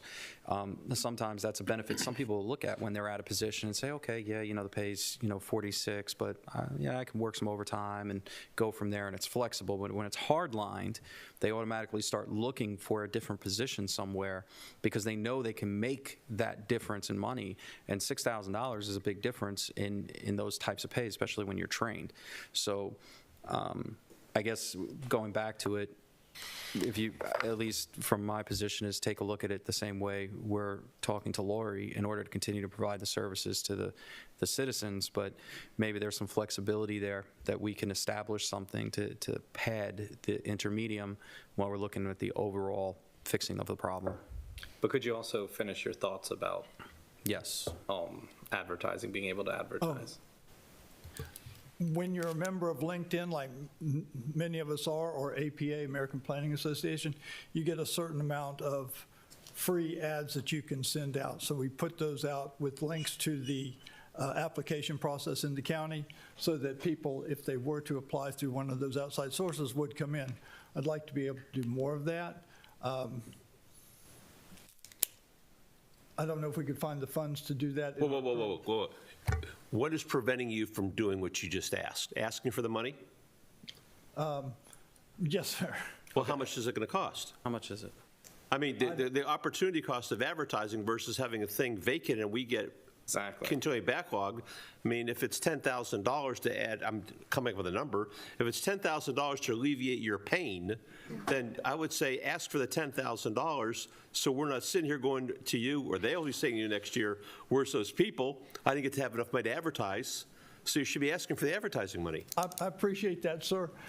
All right, so it's LinkedIn is similar to Facebook, where you advertise based on campaigns, so you get some free ads and a couple other things in here. So you would have to just establish a budget to say that you're able to advertise it in that type of network. And then there's another one where it says social network lead generation starting at $300 a month. Why don't you come back and we'll put a placeholder in for your advertising so you can expand your advertising to get these positions filled, so we're not hearing from the constituents and they're calling you, and then let's maybe help this process speed itself up. I'd love to do that, sir. Thank you. Good. Support that. That's good. And I'm almost thinking that might be something that we could probably include in the HR budget, and she's Agreed. working out, as far all the county positions. HR is slipping out on us.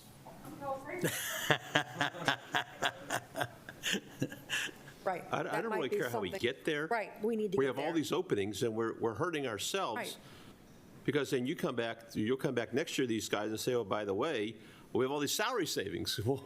Well, you know, one of the things that we should probably do is taking a look at this. When you're talking about vacancy advertising, you're talking about these positions, and before I continue, Mr. Kelly. I think this goes back to your previous point, Commissioner, right? So this is software that's available online, and then when the organization recognizes this need, like was just mentioned here, there's some central services, whether it's in HR doing LinkedIn as a corporate account for the entire organization, and it would make, you know, it might make better sense that it's in HR, but the maintenance of the software or whatever.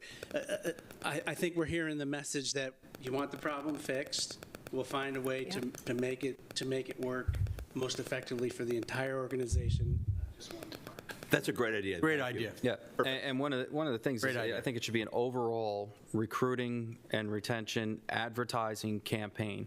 And when you're looking at what economic development is doing, I think it's going to have some IT connection. I think it's going to be driven out of HR. And, you know, you can get a really, really good campaign on TV, on social media and everything else with the production costs for the videos for anywhere from $40,000 to $50,000 for the year. Let them go figure it out. So one of the maintenance items just approved with IT was NeoGov software maintenance. We're very excited about implementing that application processing platform, which actually goes through the entire position descriptions, and it's used nationwide for almost most governments use this. And so we're actually going live on April 15th with that. So I think I think the organizations recognize that there's been a shortcoming. I think there's still some unique things with St. Mary's County being a peninsula and getting folks down here. But I think you're going to see some significant improvement, and then we'll include the LinkedIn. Actually, I think that's actually there's a part and parcel that includes social media with that app. Make sure we got good ratings on Fishbowl, too, okay? Everybody's going there. Okay, so we'll work with HR and IT and getting that connectivity up and being able to help us do some better recruitment. Is some kind of a cost estimate, everything, yeah. Right. Okay, good. Is that it? I think you're done. Thank you. Thank you, Mr. Hine. Okay, next we're going to move to Public Works.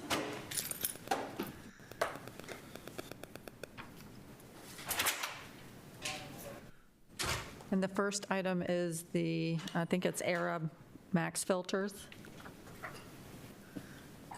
for building services. Can't do that out of fund balance? Or Those are could that be ARPA funds, Yeah, they're, if it's filters? Are these filters, are these recurring, like every year, every 6 months replacement or they something? would be recurring, I would think. I assume so, which is why I didn't put the Well, fund balance next to it.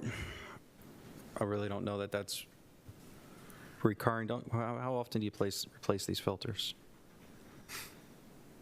Couple times a year, Okay, so twice a year. Twice a yeah, year. so it's like the filters in your home, right? Is that what you're getting at? Okay, so I don't know I don't know why this couldn't come out of fund balance and.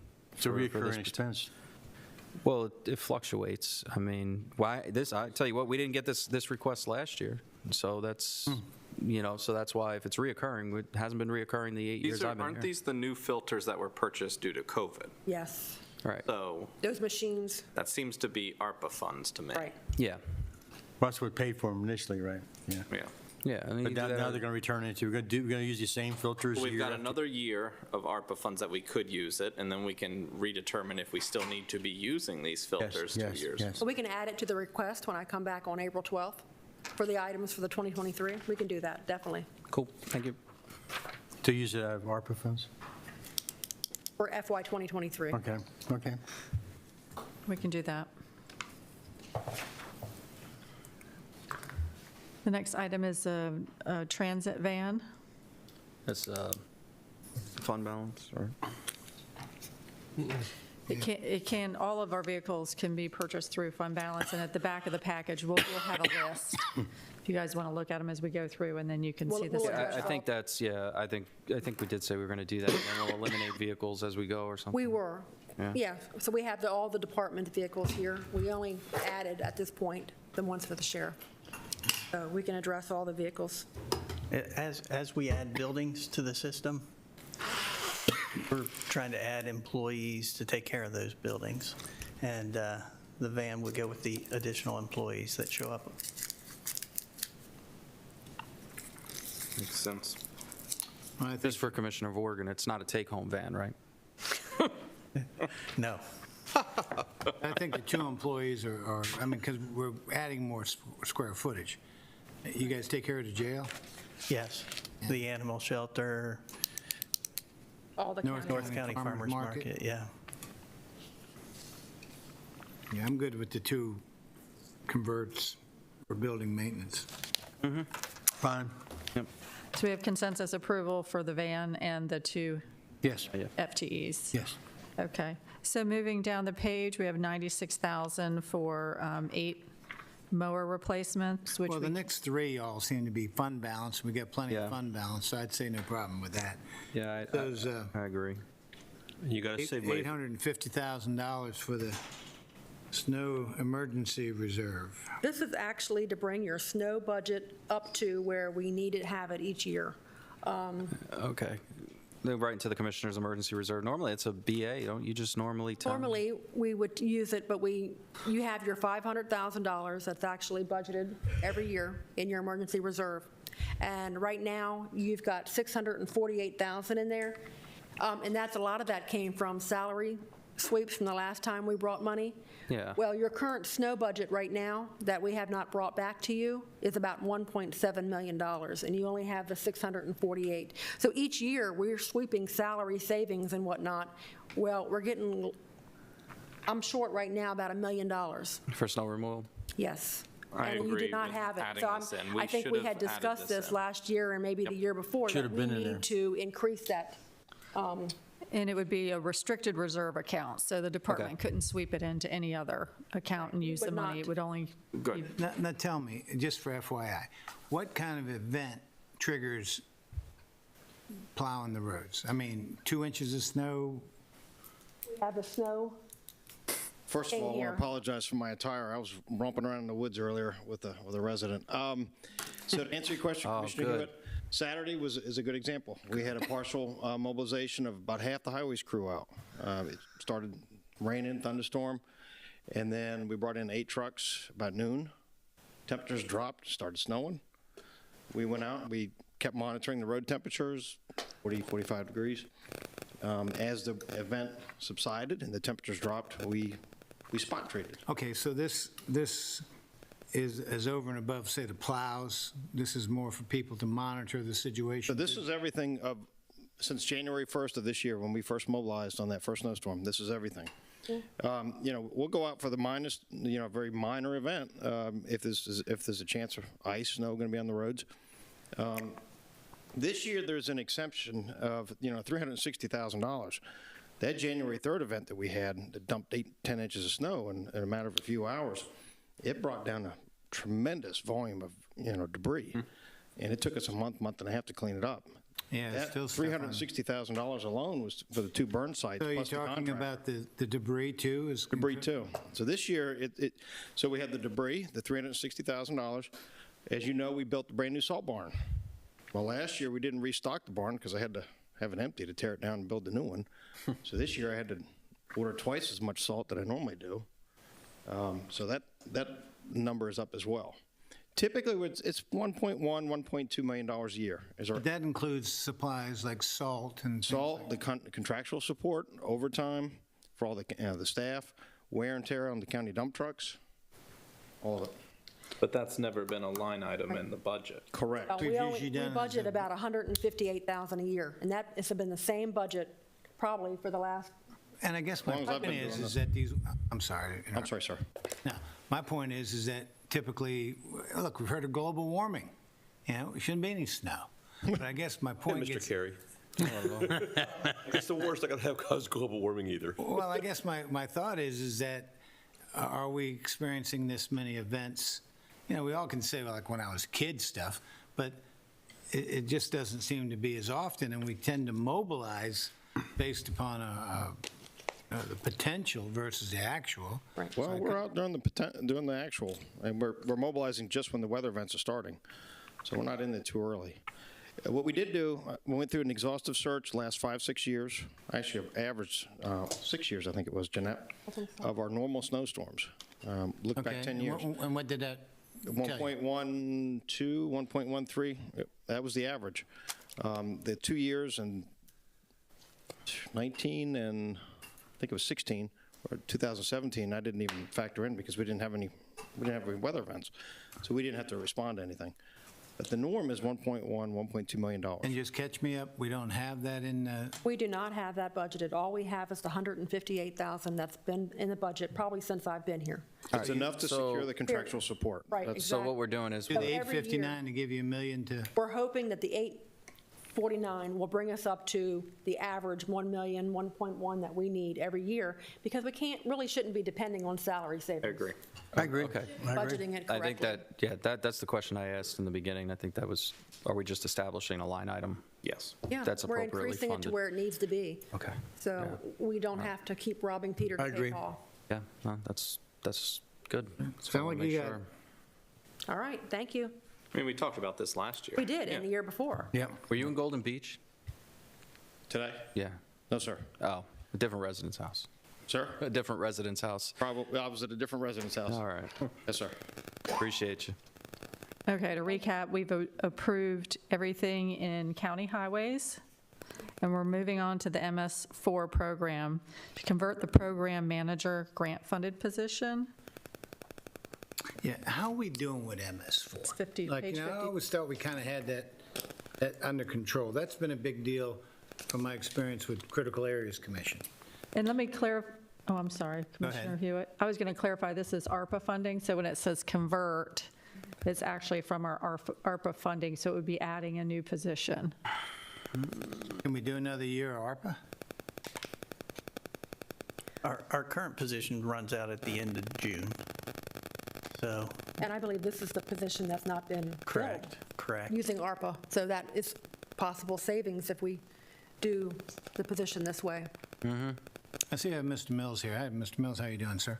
Great, how are you? Fine, thank you. Tell me, on this MS4, you know, that municipal stormwater and trying to separate the two from stormwater, from septic and all that kind of razzmatazz, that's something we've been trying to get our head around or figure that out for the last several years. Can you give us a report how you're doing? So the county has met its goal every year. I thought so. So far, we've done 3 years of reporting, working on the fourth year. Years 2 and 4, we look at those as like a heightened, it's more information for those years reporting.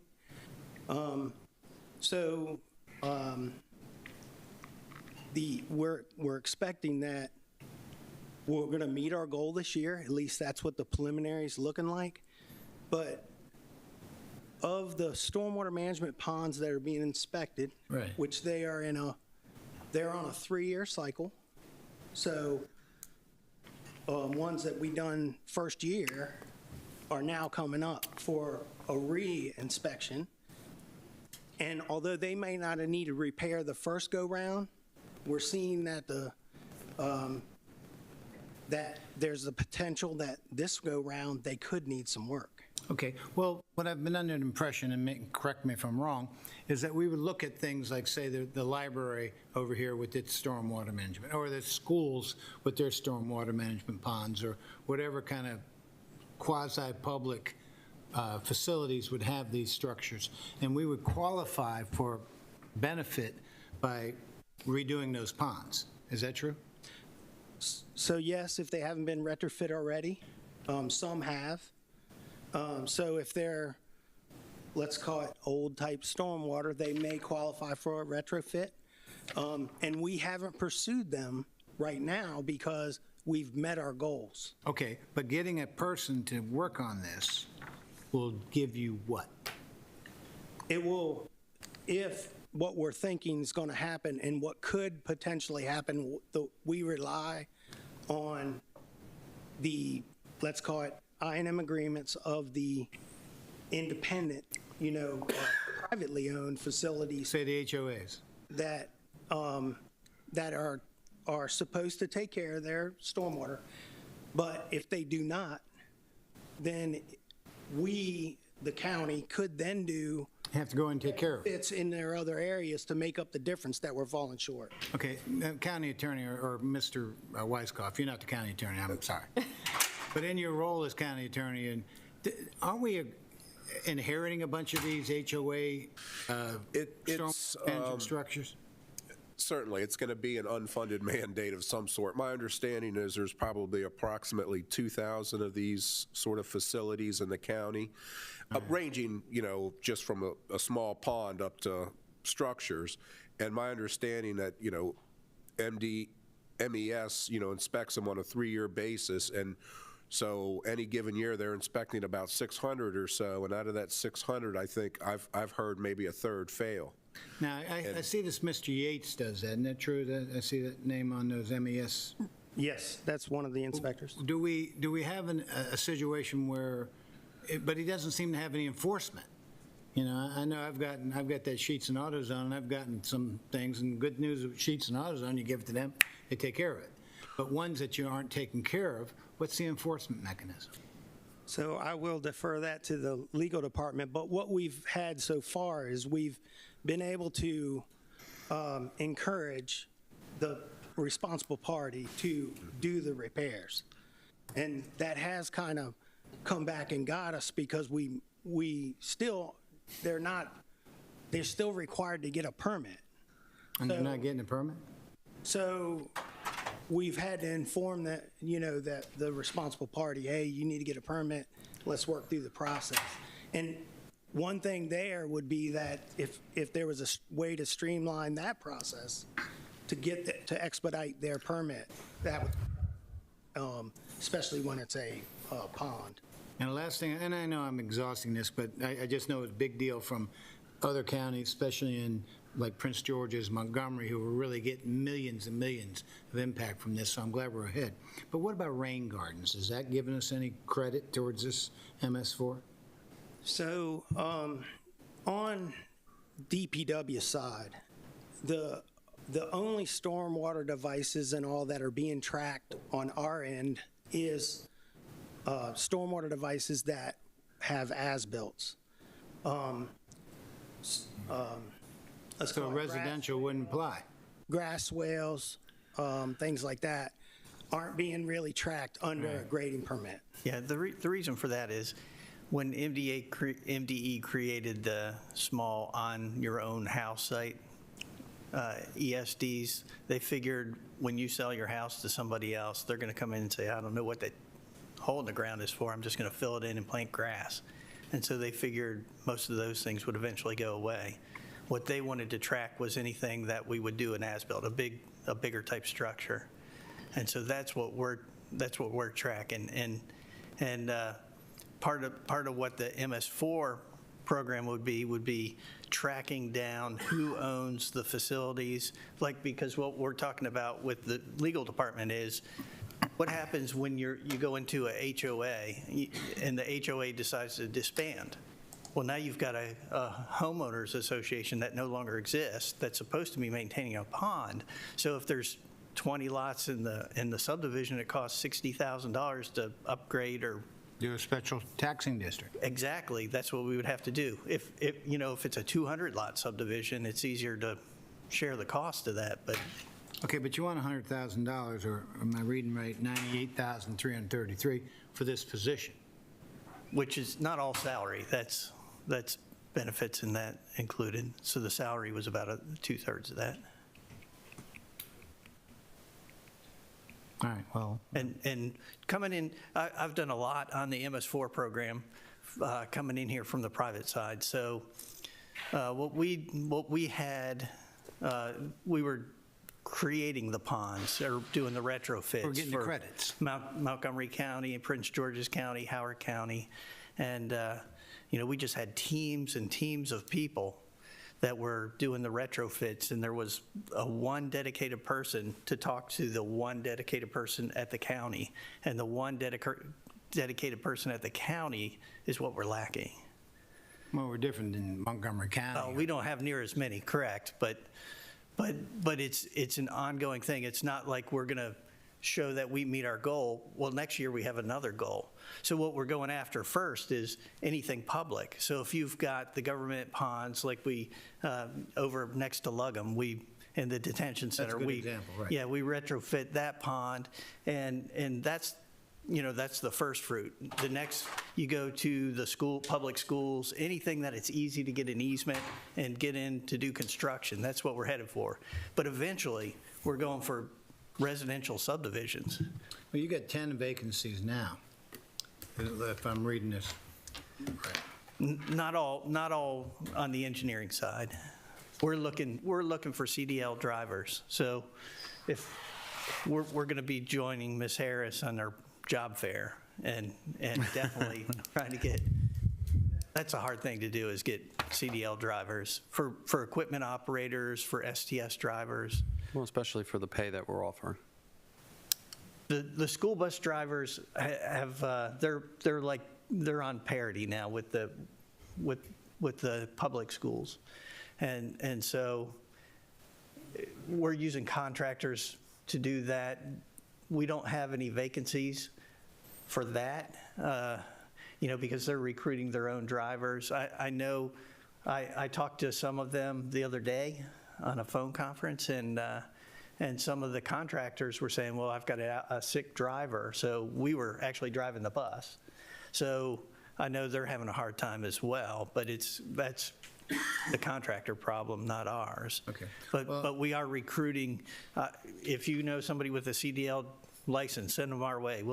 I hear you. Well, I supported the two maintenance people, but I'll support the one MS4, because this can be a big impact to us.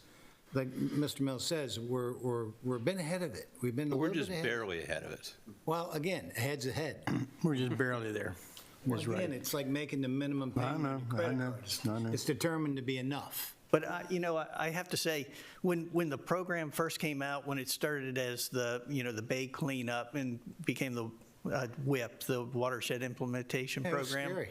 Yeah, it was trillions of dollars. Yeah. So the engineering community has come up with a way to take it from trillions down to millions. Down to billions. And it's saved us a ton of money. And that's like the coordinator of picking what we do and what we go after. All right, well, if you're telling me there's going to be more efficiency in doing this part of the MS4 permitting, then, I'm on board with it. Thank you.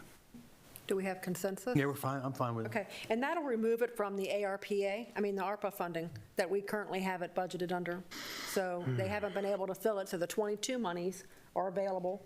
Okay. And then it won't need to go into the 23 if you fund it this way. So, thank you. Okay, the next item is the hourly position.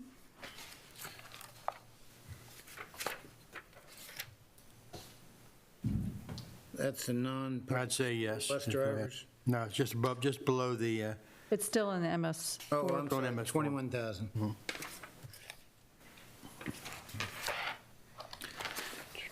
I use the term, okay. What that position, what we've got over at Public Works is we have someone that's, we have so much information on the repairs that we've done, storm drain pipes, highway paving, all that sort of thing. But we don't, it's just paper files. So what we're doing is trying to create a records database where we're scanning all that information and then tied to the GIS map. Like we have a countywide GIS map that you guys probably use. Public Works has their own GIS map where we can actually tie down and look at a culvert pipe and see the last time it's been maintained. That's where we're headed. So we've created a template file, and we're still scanning. This is like full-time scanning, but we've created a template file. We're working with the IT guys to get the database set up so when we store the information, it's just one click, and the highway guys, when they go out in the field, they know what they should find.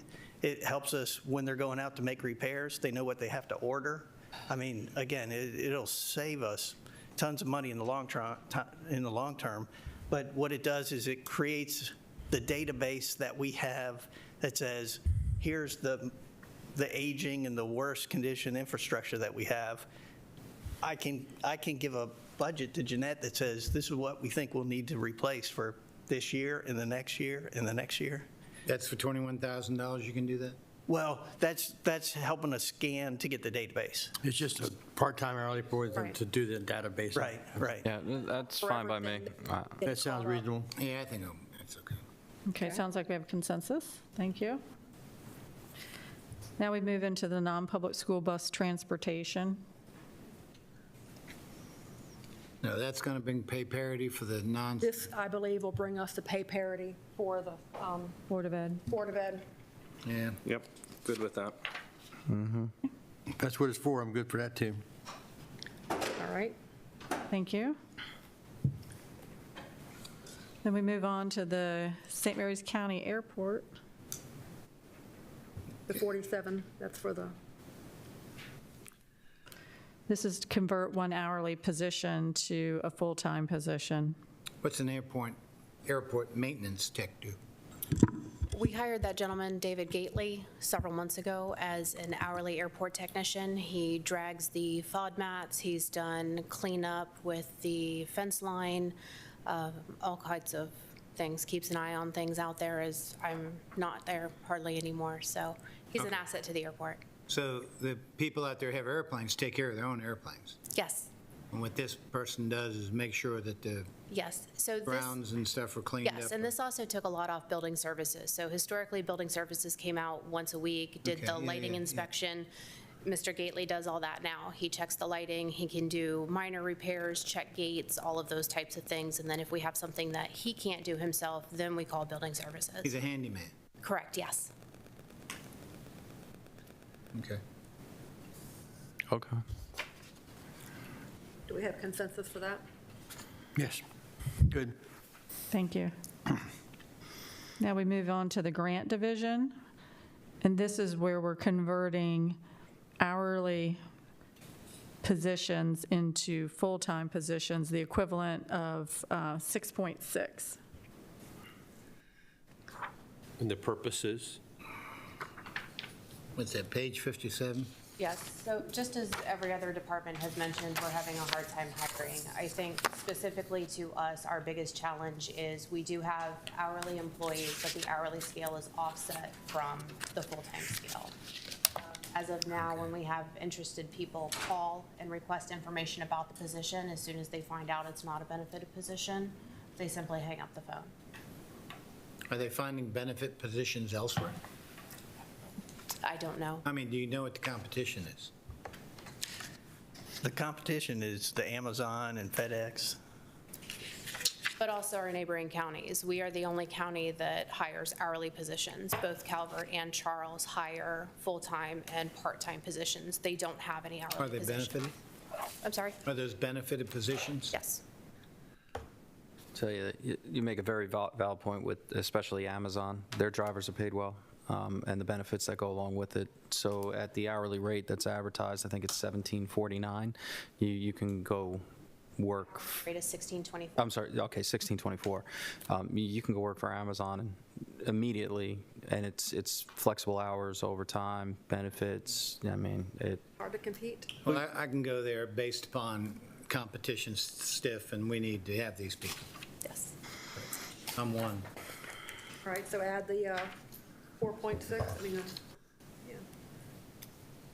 The 4, It's 4, and then 2.6. several part-time that equate to 2.6. So the total is 6.6.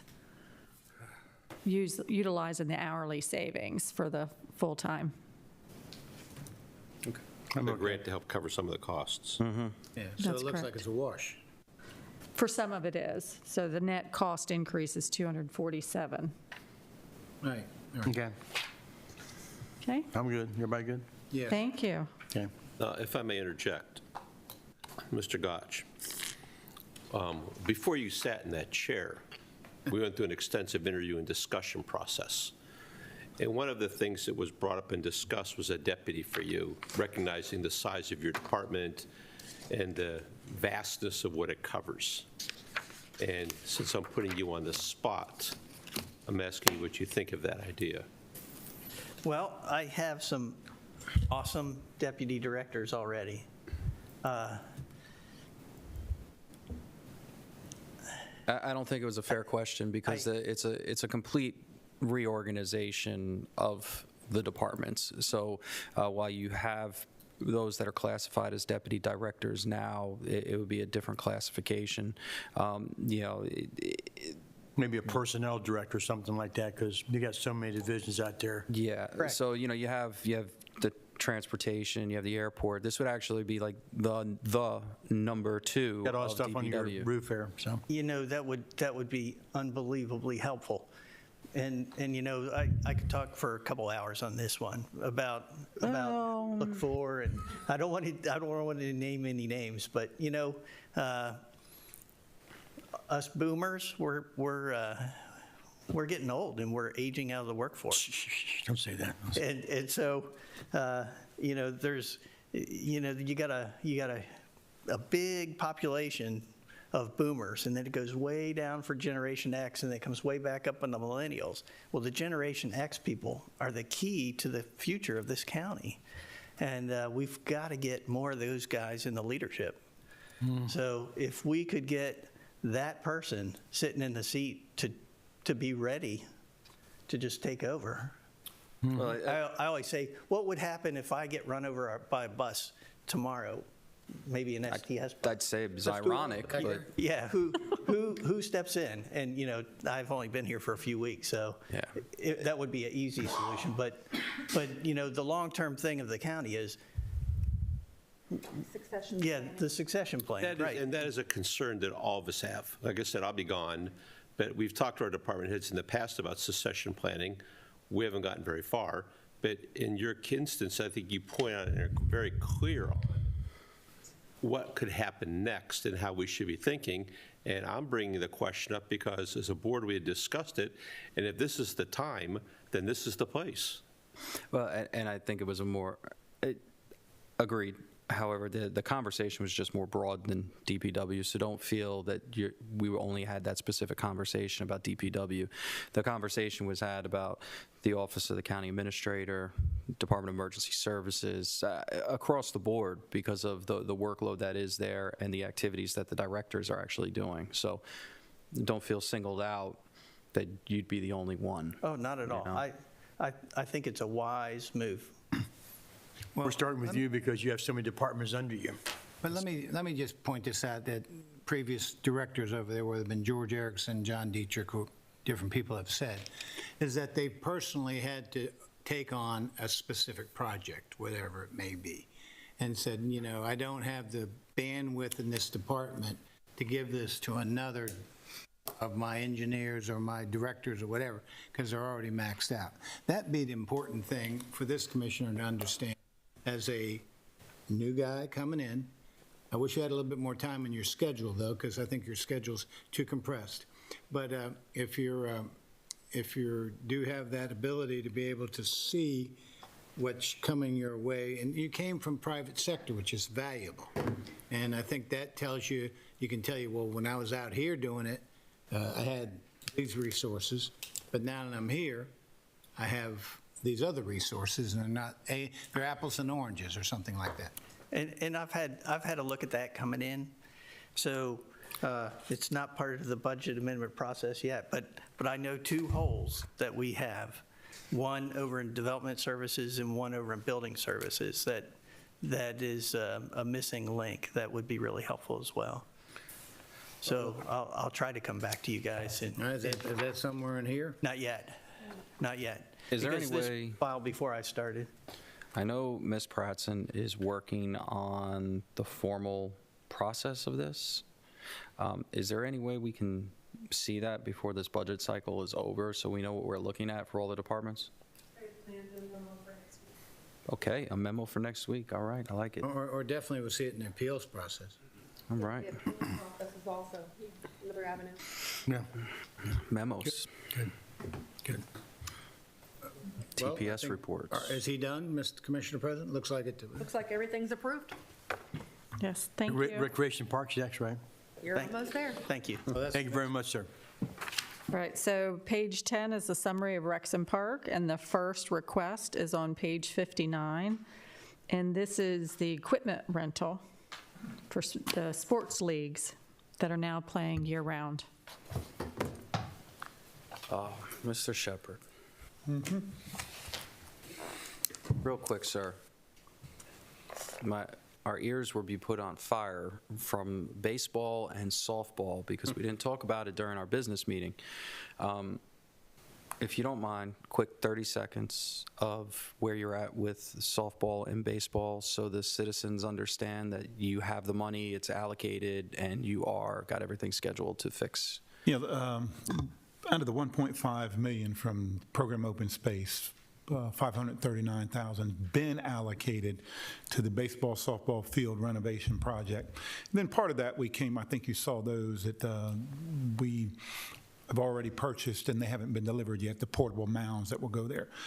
The purchase order's been cut. We have a vendor. It's been some time. There's disappointment that we haven't started yet, but they are well on their way. They know the job. They know the role to get out there. At one time, I was, waiting for the fields to dry out, but I was expecting them to be out there by now so we can get those infields cut away and ready to go. So that should be any time, and hopefully I get good news this afternoon. And that's part of the process where there's not volunteers, doing the fields. No, it's a $500,000 project with a vendor that's approved vendor that has a PO in his hand.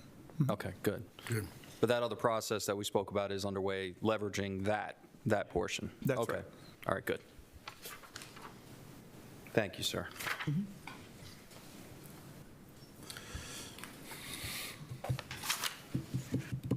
So basically, if I look at Recs and Parks request, a majority of, almost the whole majority of the stuff is just general maintenance, supplies, fix it, make it work stuff. Could Mr. Shepherd, could you explain the stuff in the middle? Transfers run, nonprofits and grants, or am I reading something incorrect? There's no request for those. They're just, There's no request. So what? Okay. No, you have the blue and the green. yeah. Excuse me?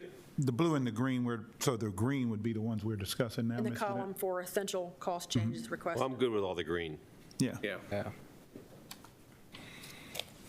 and you're good to go. I made it easy. Come on. Well, I'm good with all the green, too. 206, I mean, that's not bad. It's a reasonable request. Well, no, from that seat I've been sitting in today, not bad at all. I don't see any kayak launching. I don't see any kayak launching anywhere. Good? You're good. Yeah. So the summary, we're moving on to emergency services, and the first detailed request is on page 74. And this request goes along with the item also on page 83. There's an admin coordinator that's shared between emergency management and the animal shelter.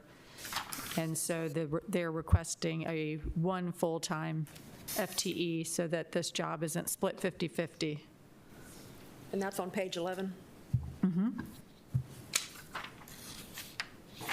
So you're saying that the EMA admin coordinator on the top ties to the animal coordinator, 50% animal control in the next section down? That's correct. They have one person who splits their time 50-50 between the two divisions. And so this additional person would just fill one of the slots. That makes sense. That's okay. Okay.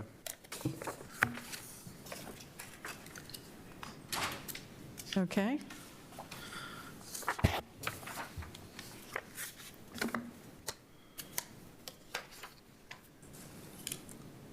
So the emergency planner is a transition from grant funded. If I'm reading that right. That looks like it's a brand-new position, right? Not a transition from grant. Right, they are here now as a grant person, and we want to move them to the FTE. I mean, ultimately, I have no problem with the requests that are in the green as they were approved, county administrator approved.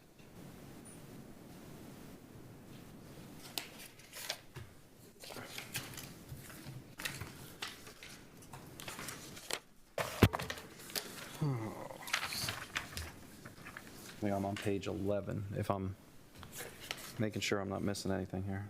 You're correct. Page 11 has the summary. The green represents the county administrator recommended. Right. Well, honestly, we have known for years that this animal control stuff was coming up. Yep. Correct. Right. There's no reason to even think about, All those. in my mind, discussing those positions because they've been discussed, beat around. Yes. It comes a agreed to. building and facility. Yeah. So we're done. That that's takes done. care of that, Yeah. as far as I'm concerned. Yeah. I think the animal control is fine. But what about on replacement vehicles and things like that? I think there's two replacements that were recommended.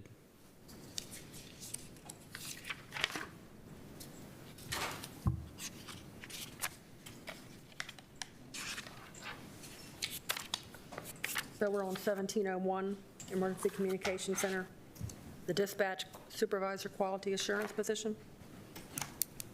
Yeah, I mean, that's recommended by county administrators, so I don't have a problem supporting that. I Which understand. one's that?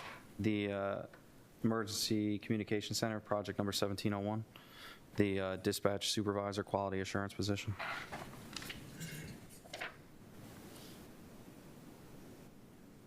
The position will serve as the 5th public safety dispatch server that will be available. How do you work with the sheriff on coordinating and making sure that, there's not redundancy in all these communication services? It doesn't apply to them at all. It doesn't cross over. We do what we do, they do what they do. They don't come in and dispatch. The people that dispatch law enforcement are our dispatchers, they're not sheriff's department. But we work closely with them to make sure we're addressing what they need in policy. But it's two separate departments. It doesn't overlap in any way. Well, I guess it's our harmonious relationship. It is, actually. Took a little while to get there, but it works very well, yes. We've already addressed the fuel. What's with the radio frequency technician position? Truly, if you're going to add all of these other positions and build the EMS division, it extends into all these other things. So we have more radios to program, more work to do, and it is a trickle effect that trickles down to everything. If you're going to add all these different things, the radio shop is already swamped. They're going to be swamped even more, and that is the need for that.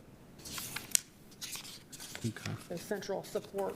It is the support of the EMS division, if that's the way you guys decide to approve it and go.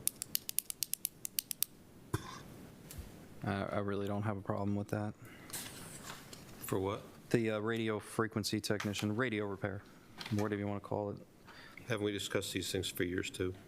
Yeah, we have. I think this is the third time requesting that position, and now I do believe that we're probably at that point. Well, I'll put it this way. I can agree with some of this, but a new vehicle over training, and then this guy needs a new vehicle, at the pace we're going now, well, that's not highlighted, so I let me didn't. finish. We get enough complaints now about how many cars are in the sheriff's lot. We had yours, we're going to look like 235. So we have 18 vehicles right now that are being used, each one, and I'm going to write a justification because you've asked me this a number of times, and I'll show you what each individual one was. One of these vehicles, throw it out, because I don't need a vehicle, because one of the vehicles that I had is used for EMS. I don't need it. That's fine. So one of these other vehicles can do it, but every vehicle is being used for a very specific purpose. All of these, the vehicles that are being used for medic vehicles, they weren't designed for that. We're making do, and they're working, but the purpose of buying these medic vehicles is to buy medic vehicles that are designed for that purpose. That frees the other ones to go back up. The emergency manager, if he has to go out, he needs a vehicle to do it. Right now, he drives his own vehicle. If we have a major incident, mass casualty, that's where he does. So, but again, I'll write a justification. I'll have it to you by next week. It'll be in your email, and it'll show every vehicle that we do. These vehicles, this is what we feel we need. Right. I'm not seeing it on the, and that's what I was trying to ask you, is I'm not seeing those vehicles on page 11. So New hire under radio frequency technician. Oh, okay, and the new vehicle for training. The line above it. So the two new vehicles is what we're talking about. That's just the start. But that's all that's there, that's my point. Yeah, we have to turn more pages. So We have all the vehicles on a sheet further. separate, aside from, okay. We're just trying to put them where they are on this sheet to go. Well, that's what I was wondering. But then we have all the vehicles that we'll go over after we get through these ECCs. So the backup for the vehicle for the new hire, the radio technician, is on page 98. They go out in the middle of the night, the tower goes down, they have to go out.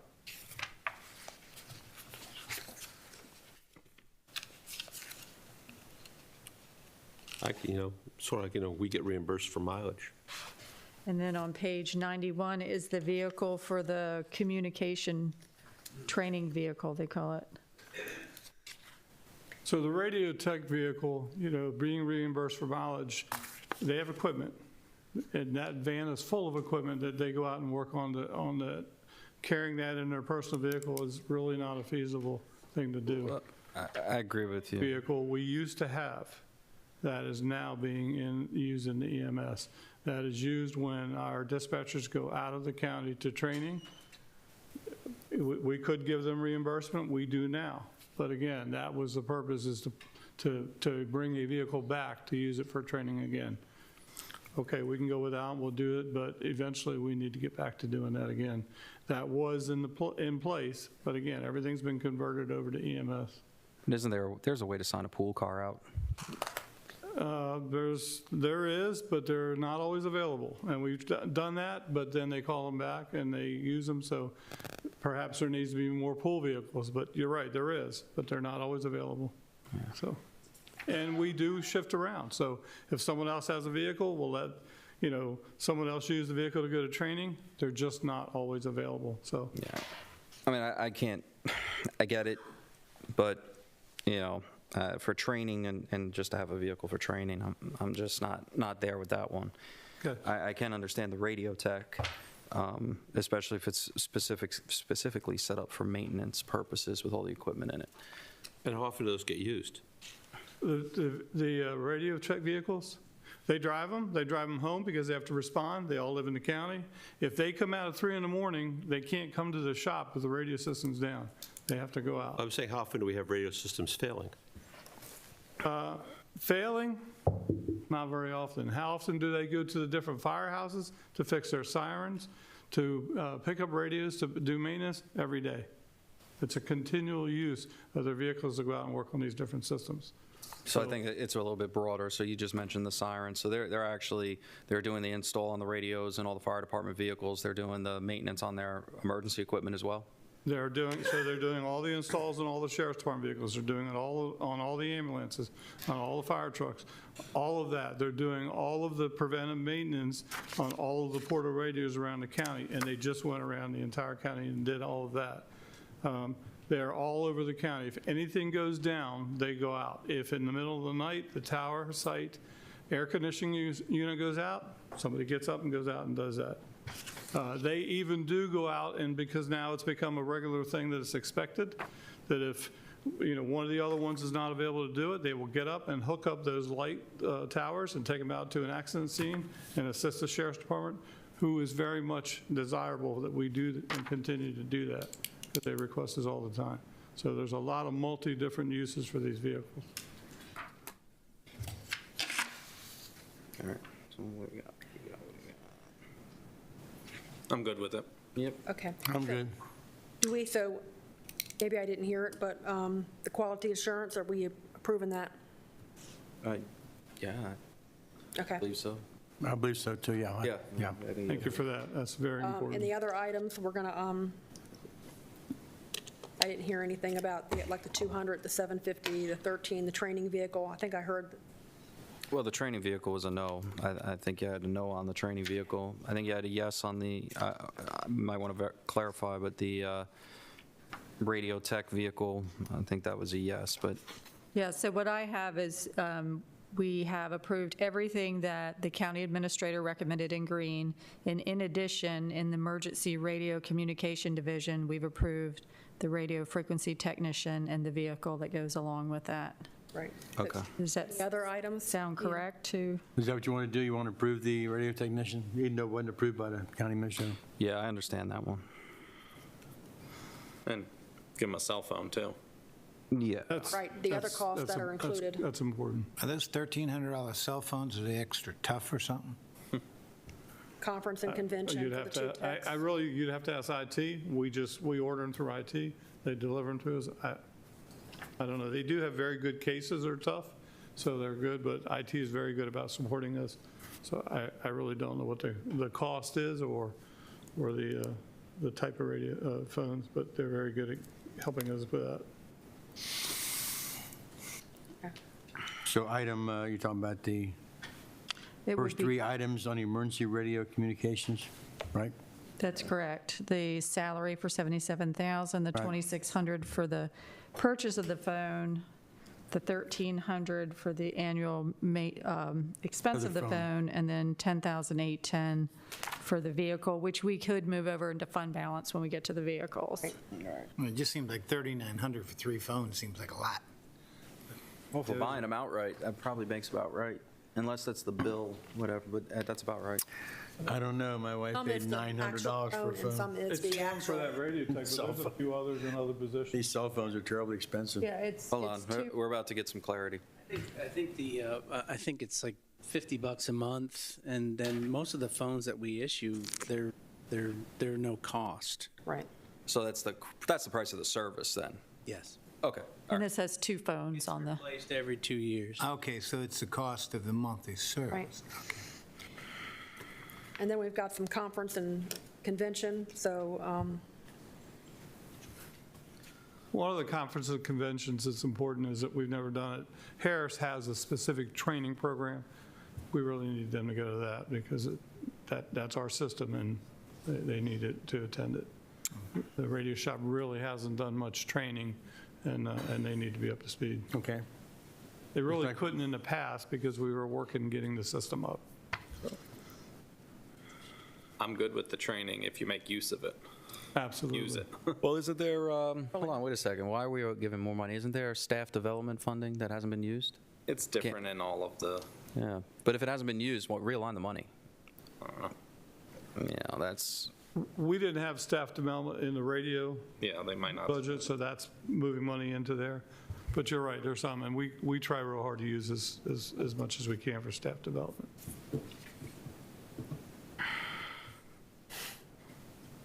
Anything else? did we say yes to the training? Yes. yes. I think the last item on the list was a printer, color printer scanner for the desk. Can we hold off on that one?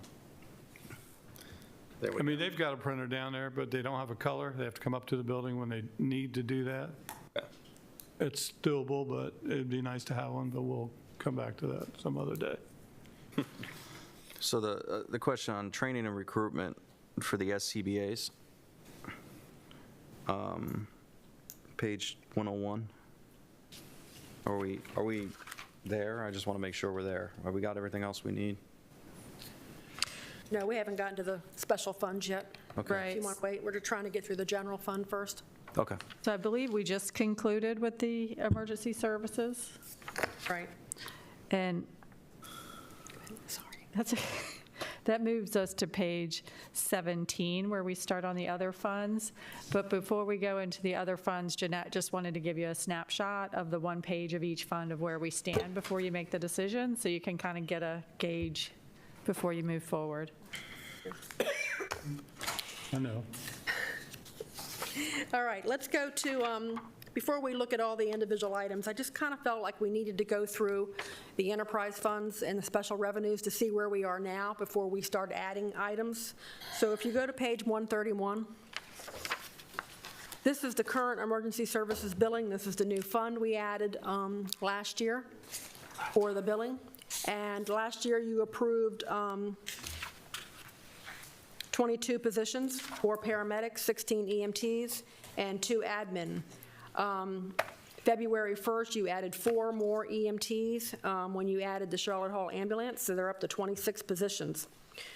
So if you look at the revenue, you can see that the revenue was in the approved about $1.6 million, and we also had PAYGO from the Emergency Services Support Fund. Well, of course, like the other non-recurring items that were in the 22, we removed all the non-recurring.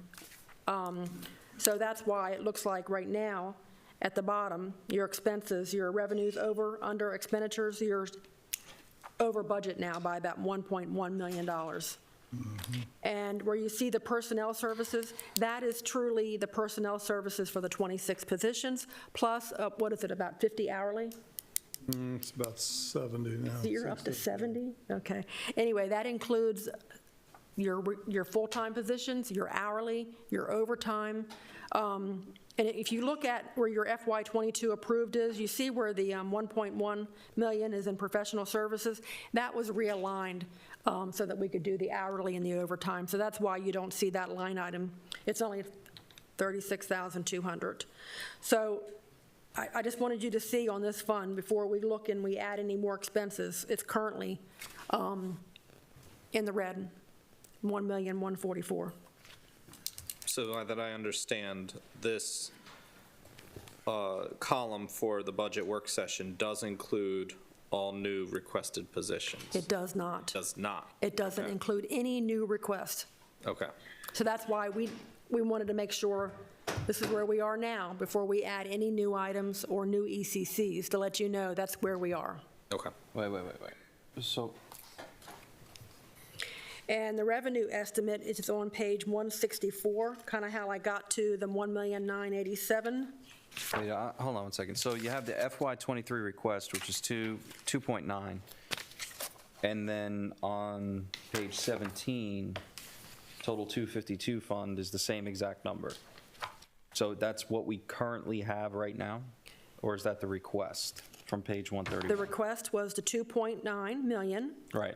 It says FY 2023, and that was before we added, the positions also received the 2.5 for your merit. They also received the 2%, and they also received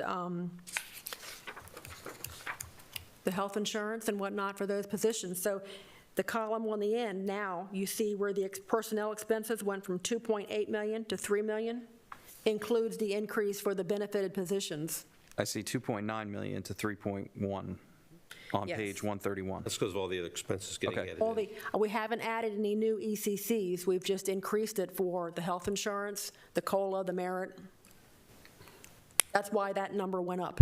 So on page 17, are these all new ECCs?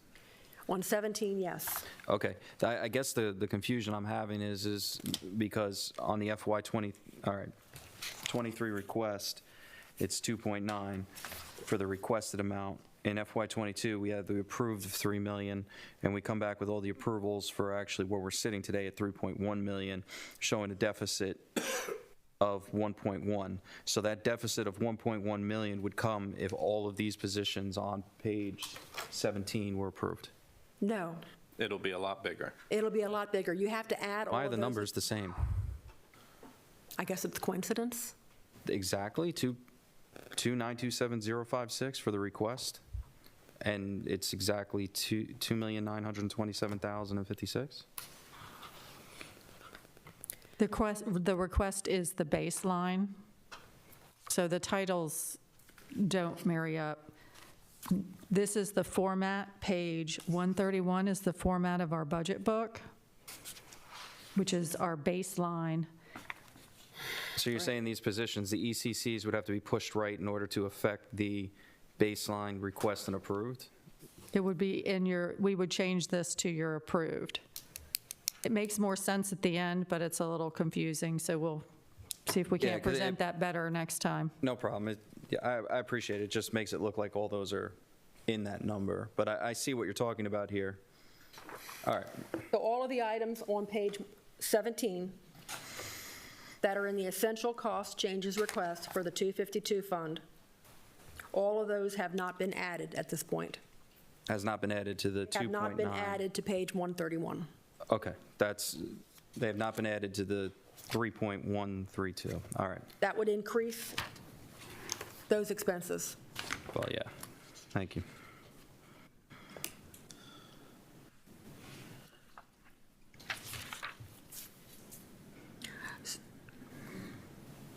And if you look at page 164, this is kind of where the recap on how we're, at this point, the best information we have for the revenue estimate.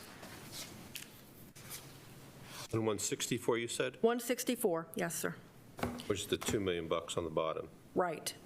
So realistically, we've gotten information. They're very new at using the new Quick Medic system, and they're doing a great job.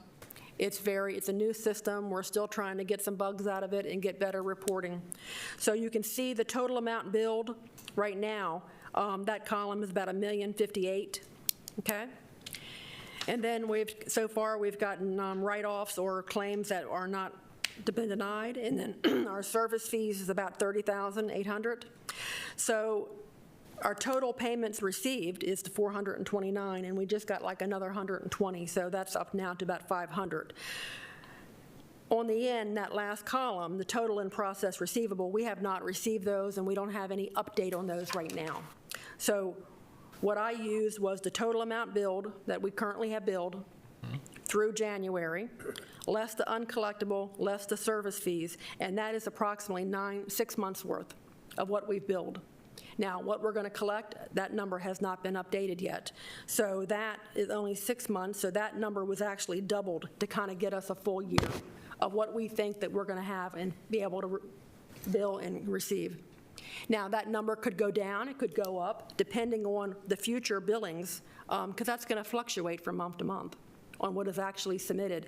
And then, of course, are we going to collect that remaining 564? We don't know at this point.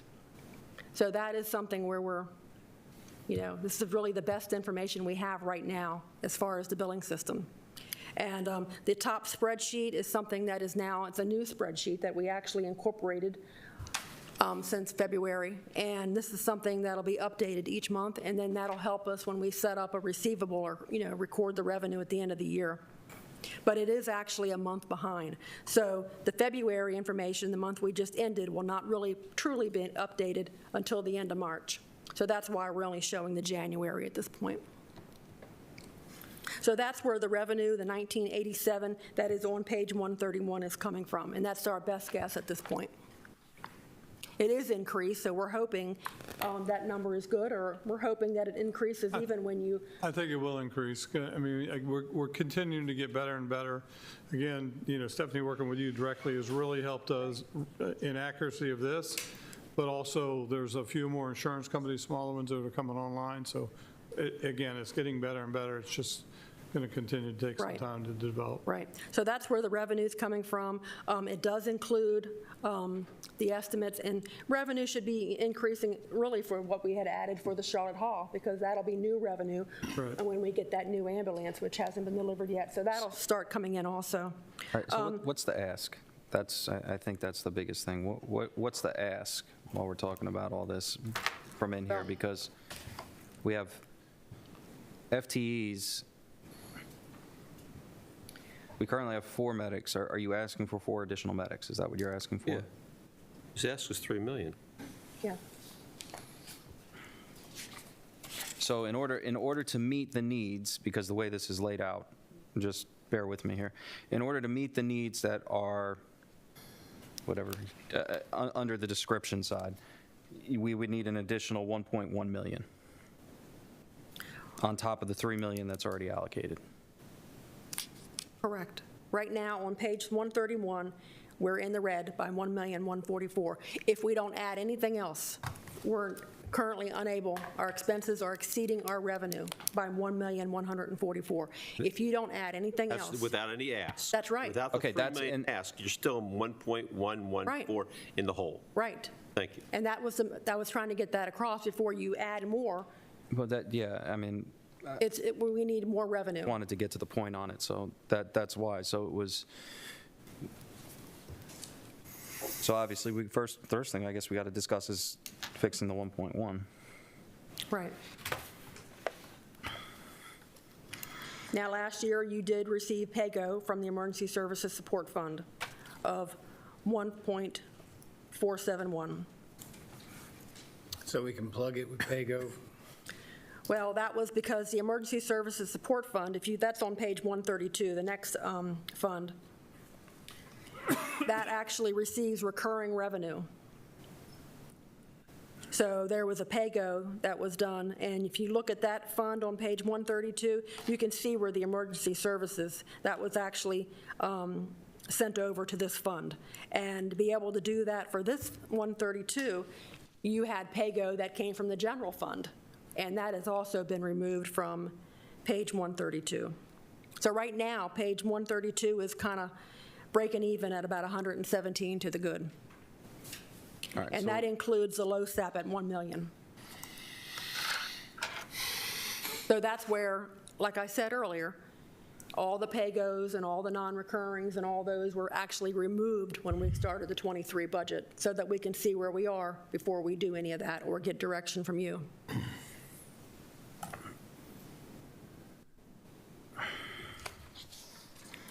Okay, and then from the Emergency Services Support Fund, then on page 133 is the miscellaneous revolving fund, and it shows a negative 146, but it's because they're actually using a lot of the revenue that they've collected in past years.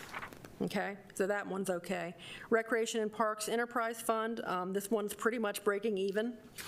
They took a hit in the '21 actual budget from the pandemic, but they're coming back. And revenues should be, and programs should be reopening, and that'll help them.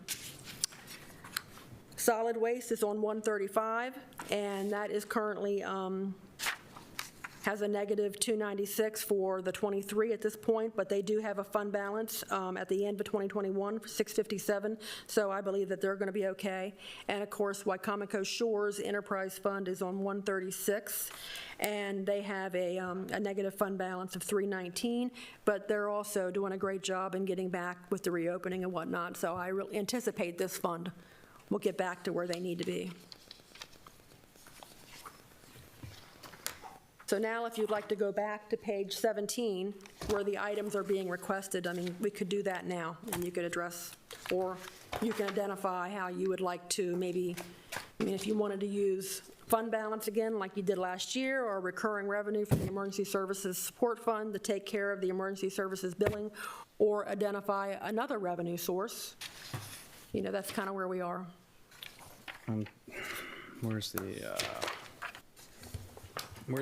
17 has all the additional requests.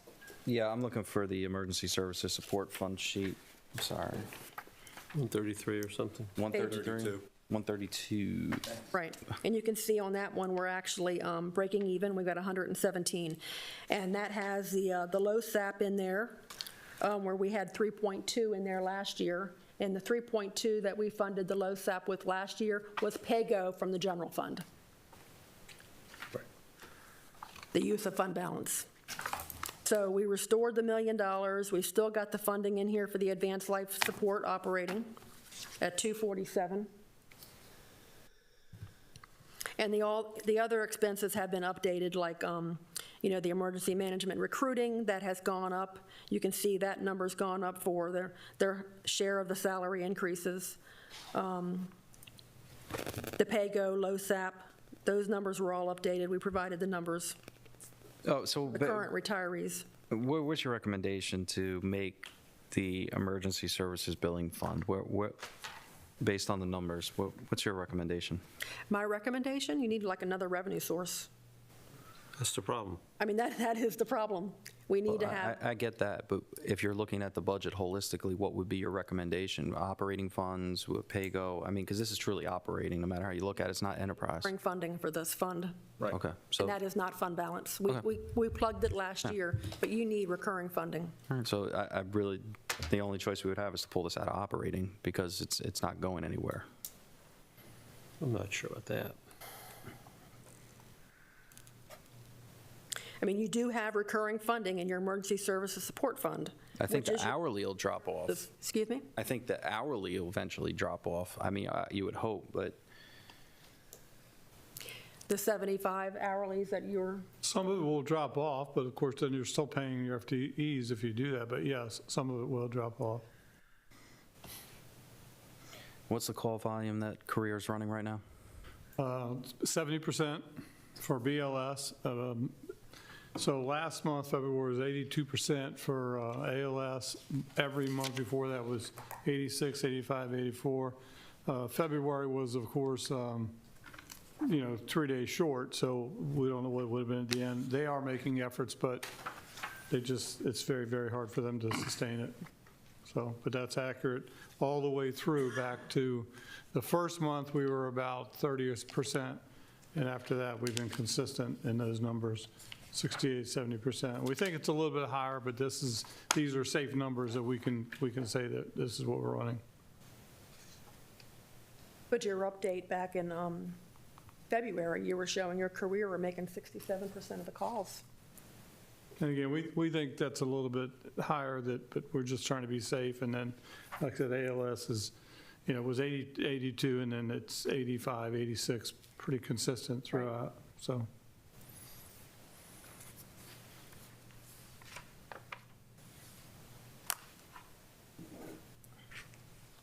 You don't have any hourly paramedics right now?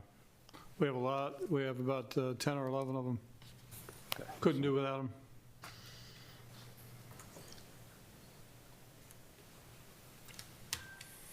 and always continuing to look at adding more, because remember, just adding them doesn't increase the money because there's only a certain amount of hours they can work, so as many as we can get on to cover the specified hours of the shift that needs to be covered. It's not adding more money into the cost because it's just covering the hours.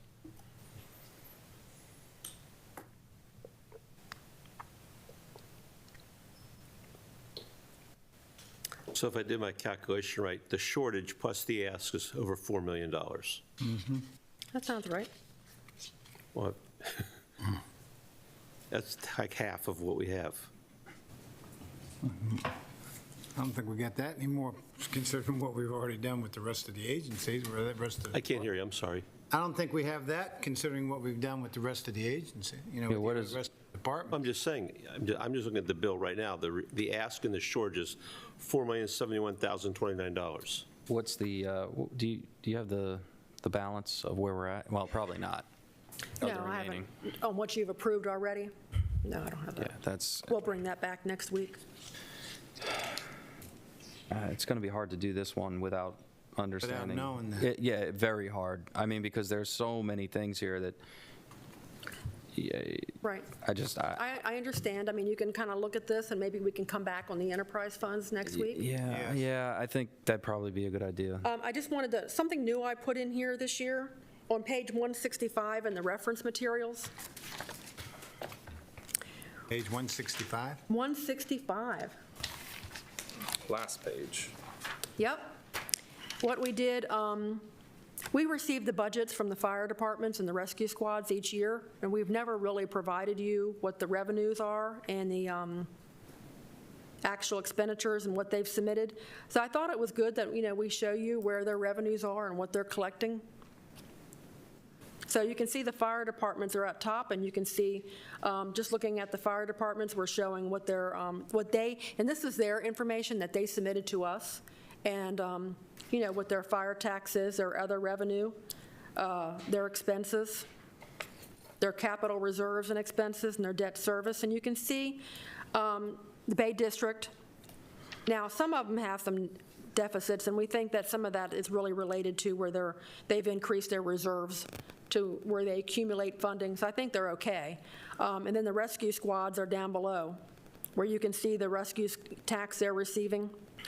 So you can see the rescue tax, to include all of them, you can see they're getting about $1.3 million of rescue tax and other revenue. And of course, they have their expenses and whatnot. And then they all have a positive, there's a positive 280. But again, I think some of that has to do with where maybe they're not, their reserves and whatnot, and they collect. But I thought this was good information to show you on what they're receiving. And we haven't really provided that in the past. Thought it was good information.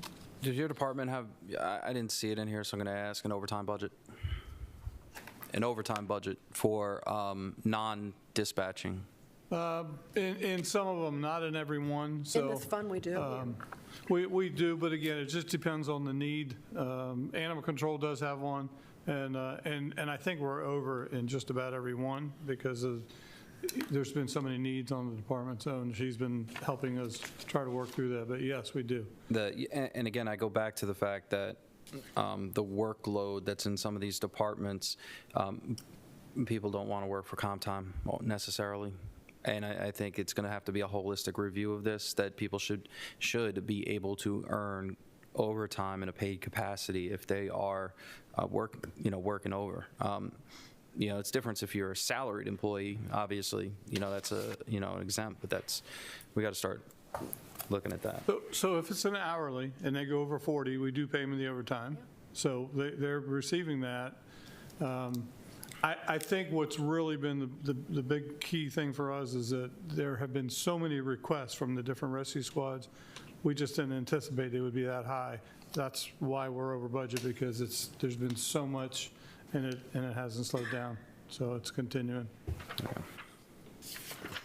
All right, well, the questions I had since we're there is for the training and recruitment on the line for 251. We had like the SCBAs. What page are you on, sir? 101. 101? Yeah. Those are for the academy. Yeah. the cadets? Can we just use fund balance for that? Yes. And then the same thing for training and recruitment on page 102? Right. And the Still recruit, not much when we're looking at $4 million. no, not at all. I'd But rather that's have why you come back next, I was looking my at the preference to smaller. come back next week To go through these. and go through this and see what we got, because $4 million is one That's a big boat. heck of a lot of money. And again, the volunteers are off the board as far as you're concerned. Say that again? Volunteers are off the board as far as you're concerned. Coming back? Yes. I don't think they're going to get back to a viable level where we wouldn't have to worry about these kinds of costs. What I've heard from some of the rescue chiefs is they're a bit disappointed because their members are just not coming back, and they've said that, the county can handle, of course, we see our costs, but that's what we're starting to see. And I think they're always going to be a viable part of what we do. I just don't think they're going to sustain the way they did, where we don't have to take this. And if you remember what I said, they go up and down in theirs, and we need to be this. We don't have to be up here. We just have to be at a level where we provide the service, whether they're up or down in staffing. But This seems like a way of life we're giving up on. Okay. well, you're still going to have them, and that tradition's going to be there. I just don't think you're going to have it at the level where they were doing all of it. I just don't think. And I do think it's going to end up as a partnership. We're probably going to be taking the primary It role looks in like a that. 70-30 or 80-20 deal on career. Yeah, and some of them, they're working so hard to bring them back, and they can't get them back. So along those same lines, I'm not in favor of the ambulance. I think we should continue to work the partnerships and make use of the rescue squad ambulances through partnerships with them. So the idea on that was, and I get it, it's a lot of money, and I do, but so here's some of the things that have occurred. Mechanicsville is great, and again, I told you there were some problems with commingling. Mechanicsville is not one. We have a really good relationship. They happen to have one day, and happens to everybody, where they have 3 ambulances, all were down. Our ambulance served the volunteers that day. We put ours in there. I just think that if you're going to build, we're going to need more. If this is not the year for it, so be it, but we're going to have to buy more ambulances as we move forward. And that was the thought. But again, that's not the only one. We put them in other rescue squads for the volunteers to use because they didn't have one available. So the thought is going forward, we're going to need to do this. Again, is this the year? $4 million, maybe not. But we got to get there eventually. Right. It's a lot to afford, but I don't know that we can afford not to. Yeah, it's going to be a careful balance. I think probably that's why it's best deserves a conversation after finance has had a chance to balance the books. Yeah, I was looking at those other two because I think they were in a different enterprise fund versus others.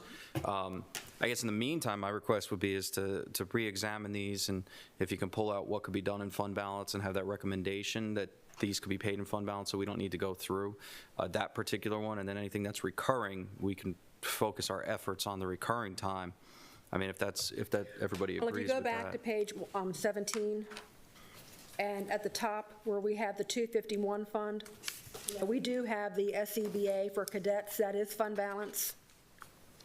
Good. And that can be pay-go. Yeah, I mean, just for next week's conversation, I appreciate it if you could just take just a little bit of a deeper look at it, even if there's anything else that could be used in here. I mean, did you already scrub all this, All the Mike? vehicles, well, we've We've already gone scrubbed this as far as using through the fund balance, request. right, or All the not? vehicles that are in here, those, we can use fund balance for that, just like we're going to try to use it for the general fund and the sheriff. So those can be fund balance. yeah, I mean, even, the thing is, even like uniforms and clothing, that can be fund balance, for the first initial setup, and then the maintenance from there can be used differently for operating. So there's and the ballistic vests, I completely 100% understand, but we need to start looking at the grant revenue that's there and the applicability of it, because there is the BJAG and the federal side of it that can fund those. We have already bought some with grants, and we will pursue that again. Okay. but it's just to bank it and make sure that, that it's an important. But again, that could be fund balance, because it's a one-time, and then the grants get into a replacement cycle with it. I so. think the real money is those 28 positions plus the cars and stuff That associated go along with with it. them. Well, I agree. Ticket. And that's why I want to get rid of these other ones out of there, have them scrub it on their own and come back and separate it out so we can focus on the real meat and potatoes of the whole thing. 28 more people. Well, this is what was requested, and this is, I really wouldn't do too much more to this sheet, to be honest. I'm looking for But another we can sheet. identify which ones can be used fund balance, and that's the vehicles. Yeah. Okay? Yeah, we'll roll the numbers forward, so it'll be easy to look at. Yeah. And I mean, there's Then- more than the vehicles that could be used for fund balance. So that's what I'm asking, I guess, Mr. Walker to look at. And I think what it gets to be is if we fund the position, we can figure out how to do the vehicles, whether it be Right. fund balance, or not, but it's, Those when you bring positions. the position in, it's the ancillary cost of outfitting that position. Right. And that's what we went through last year when we added the 22 positions, and now, I thought it was 38 last year. no, I think that was an earlier recommendation, so we ended up with 22, and then we just Okay, added the that's right. 4. So, and it looks like we have the similar request. And looking at 17, we don't have a total down there underneath that column on the essential cost, so we'll have to update that for you, too. And you never know, realistically, you may crunch the numbers and may be right there. Okay. Yeah, that's Sure. optimistic thinking. But I mean, the numbers are not going to change. We'll go through and determine with Mr. Walker which items we can use fund balance for, and see if that helps. Page 137, we've got the vehicles. And a lot of this are vehicles that we've just talked about, where we can use the fund balance for them. So if you look at 137, we won't go back over the sheriff items. So, we have the new replacement, the vehicles on the bottom. You can see on 137, the bucket trucks, the pickups. That's fund emergencies. balance, right? Those are all fund balance we can use these vehicles for. So That's where we got some money. Right. Yeah. And then also, when you get to page 138, those are under the Emergency Services Support Fund. Those would go with, if you were to add those positions, that will come back and We need discuss. these if we don't add the position. Exactly. So that's kind of. Exactly. We So split it we can into two re-scrub pieces. those too. yeah, We can split into, we could take all the emergency service stuff off the table for the time being. Yep. And look at the other ones. I think that's a great So all idea. the gray stuff goes on hold for the time being. Right. Well, I'd say On page though, as 138. far as the pickup trucks and the stuff for, Oh, I apologize, Sheriff, for DPW. If you look Yeah. at, you can see the general just talking fund. about these Tahoes, Right. Agreed. Explorers. On 137, you can see there's 7 other departments for the general fund. You see that? That's 749,000. I think you approved all of those other expenses, so that would be something we could use fund balance and we can take care of. Then you go down to, the next item is the enterprise fund, and that's for the solid waste for their vehicle. And that, we could use fund balance for that. Okay? And yeah. solid waste has got a fund balance, so that'll carry on and be able to cover that. And then on page 138 is where we get to, That's where we get to our, that's where I think we should wait until we come back well, next I week. mean, the cargo van for maintenance for, that's building services, I can see that. And I tell you what, this inspector for the Alcoholic Beverage Board, I totally agree. We got, this poor person has, he goes to inspect a bar or wherever, restaurant, wherever he's inspecting, the car breaks down. He's stuck on the side of the road and it's, 90-degree heat. I definitely go for that inspector extended. Why does he need an extended cab pickup truck to be Well, an maybe inspector? maybe he doesn't. I mean, Picking up Russian That's a vodka. mid-size pickup. They're getting Russian vodka. But again, I would say that person needs a vehicle. If What we're happened gonna is be- that individual, that position, got an old sheriff vehicle I years know. ago. And so when we asked, well, why didn't it show up on the replacement vehicle list? It's because they didn't replace. Well, anyway, that's- maybe it's not a pickup truck, but. Well, whatever. I don't Give care. them a dependable vehicle. The guy told me they had Prius. 269,000 miles on it. Oh, yeah. Constantly breaking down. Tell them to get for Yeah, that get- price, get- you can get an electric Mustang, No. It's something. So we'll wait on the vehicles. I mean, we can go ahead, we'll But do all the the, emergency services vehicles, I'd say we wait on. we have to wait on those. What we're going to do with the personnel. Right. Yeah, so I guess I'm good with everything else excluding the emergency services vehicles at this point. Page 138. Okay, we'll Right. bring those back. We'll do the other vehicles. We'll use fund balance. We'll take care of all the other requests that came through that you approved for the general fund, and then we'll come back with the enterprise funds next week and recap on that, principally the ones for emergency services. And then page 139, we have all the new fees. And Jody will kind of go through the ones that are being requested or changed. Yeah, this is our last item on the agenda today, is going over the fees and charges, starting on page 139. And we begin with the, well, let me back up and say what the form is. So the second column is the current fees and charges that we have now, and then the column to the far right are our proposed new fees. And we've highlighted in blue the items that have changed. And on the first page, you'll see we have, for agriculture and seafood, we have the Northern Farmers So, Market. The California Farmers Market has been ongoing. Why is the fee new this year? Well, it should have already been in the budget book, so Okay. now Yeah, but we again, weren't accounting for the $50 fee. I mean, I understand, but. Right. I So mean, they're we're not really trying. getting yeah. a stall. Right. Yeah. They get a The free fee- We're parking trying to lot. get the fees $40 incorporated in into our fee list. And so they may be an existing fee, but we're trying to, Okay, so it is already existing. I believe it is. Okay. Yes. So we're going to try to get all of these incorporated and then do the public hearing for the fees that you approved to move forward, even existing fees. Okay.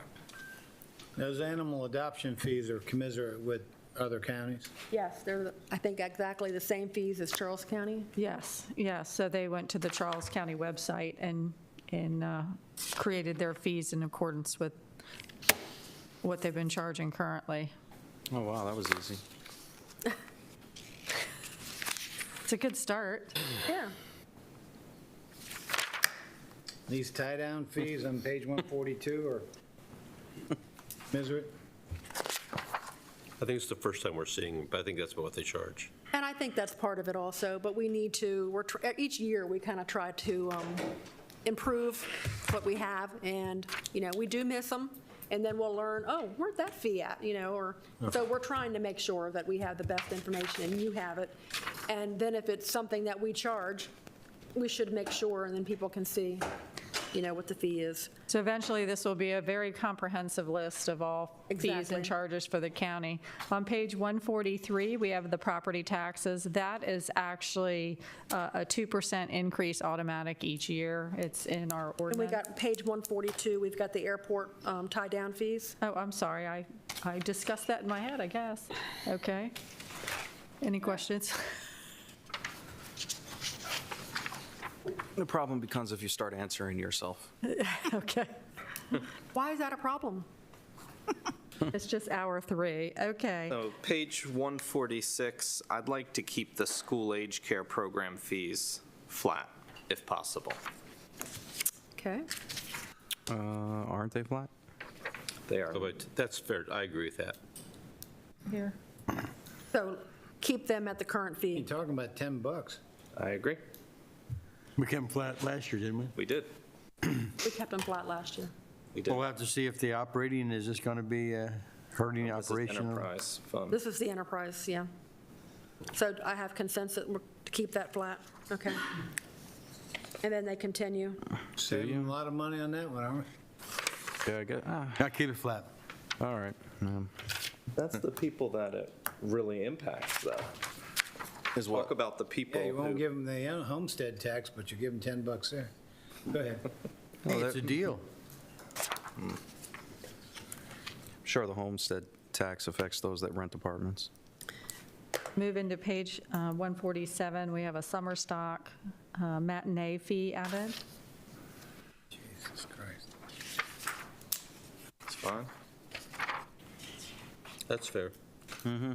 Okay, if we move on to page 149, we have some gymnastics classes and youth leisure programs.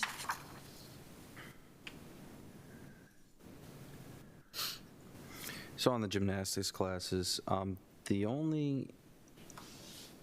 have we moved have we upgraded any of those facilities to warrant or we have, what's going on with that to justify the cost increase?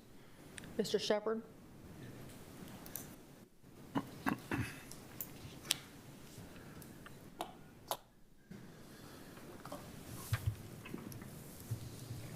Let me speak to the facility first. The lease is up on May 31st. Atlantic Realty purchased the Millicent Plaza, and I've been in continuous negotiations with them as late as Thursday or Friday last week.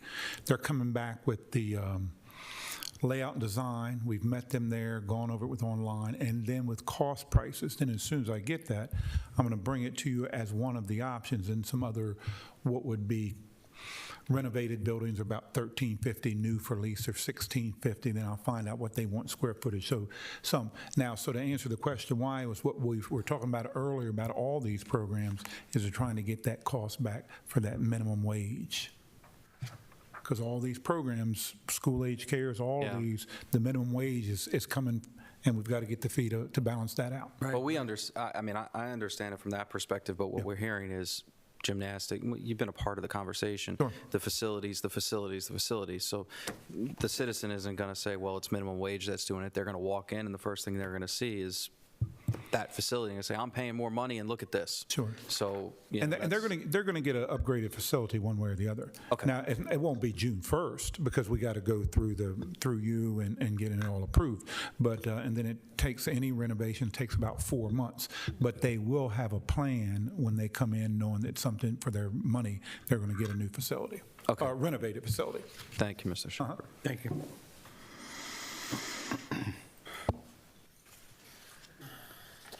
Okay, we move on to page 150. We have the sports program, karate, tours. Good with those. Randy, you take karate, right? Not anymore. I took it when it was cheap.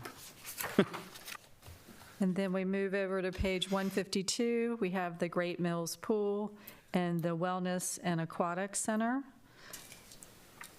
And the reason why the Wellness and Aquatic Center is on here, yes, that actually, we added that budget back in September, but we did not hold the public hearing, so now we're going to hold the public hearing. And that was kind of something I had worked with county attorney, is that whenever fees happen or change or new programs start throughout the fiscal year, they'll be included in the next budget public hearing.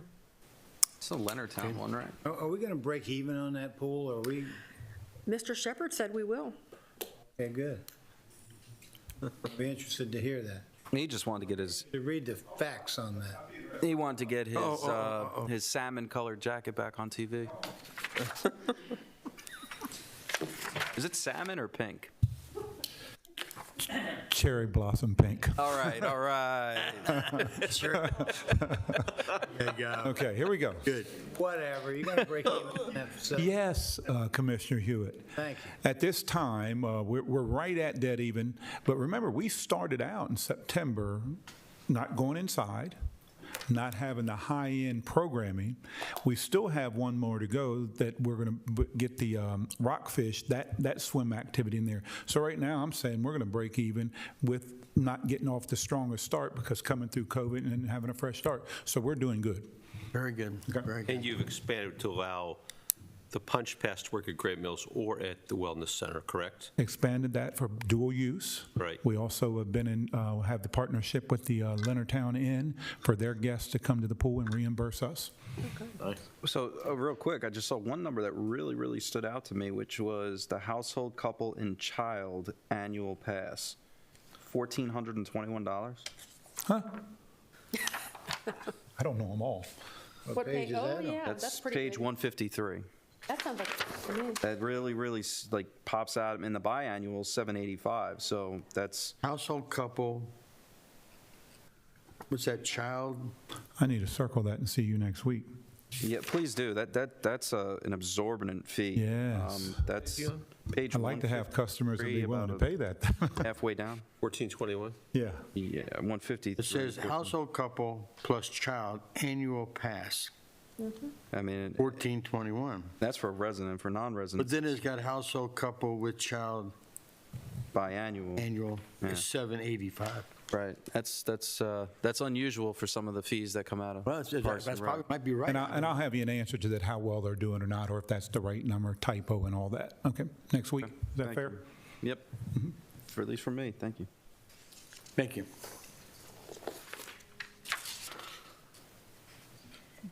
Next. So we move on to, we have changes for the Carver Recreation Center, Hollywood, Leonardtown, Margaret Brent, Leonardtown Hall Recreation Programs. And then we move into some youth basketball, tennis. It's all good. Okay. Okay. And that is the end of our package. So let's go back to the direction we needed today. You provided direction on the county departments, yes. And we're going to bring back the enterprise funds next week. 22, you provided direction on the county department vehicles, yes. And again, same thing for the enterprise. And we will continue to use fund balance for that.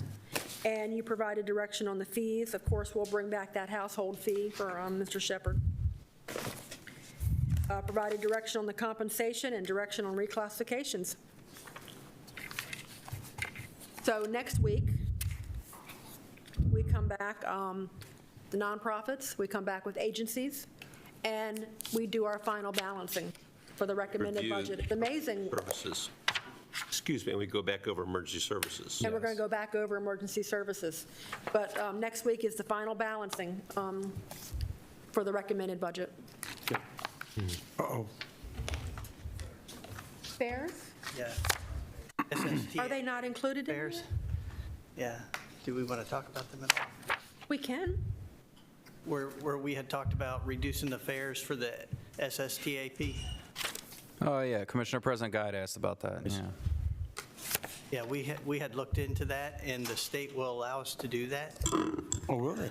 Oh, that's right. This is Yes, follow-up. and guys, the reason why this is so critical at this point and for your guidance is because we have to put out notice for a 30-day public comment period and use the public hearing later in April. But I have to send that newspaper or the information to the newspaper by noon on the 22nd, which is next Tuesday, if that's the direction that you would like to go. You're talking about using our budget for the public hearing? We'll be actually doing an advertisement for our public hearing. All right. Well, so you would be sending the advertisement. Yes. So So my notice is for that 30-day comment period. prior to the hearing, and the Even way to that the lower time fees? is up, we can lower fees, yes. So we can, whatever. do it. direction Just certain is. funds, if you charge like $6 for that one area up in Charlotte Hall. Our fare structure right now is $1 for the fixed route, Right. $2 for ADA clients, and $3 for SSTAP, and that is per trip. So Right, go right. from your home to your doctor's office to Walmart to home as an SSTAP would be 3, 6, 9. So you'll be able to reduce it from 3 to 1? Whatever your direction is And- what we would reduce. And we're good However, to do that, have that done in the budget work session?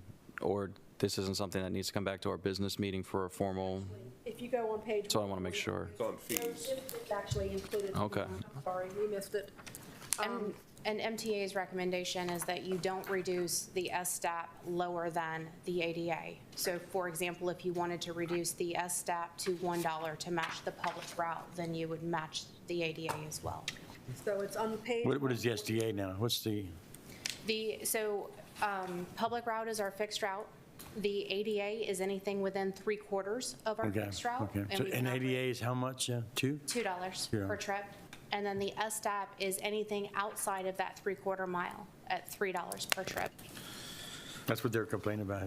Let's make it match the ADA Yeah. at $2. No, you go to do the public comment period. I'm fine with that. And then we can have the hearing at our budget work session. So are these correct? Everybody, Mike, you all right with that?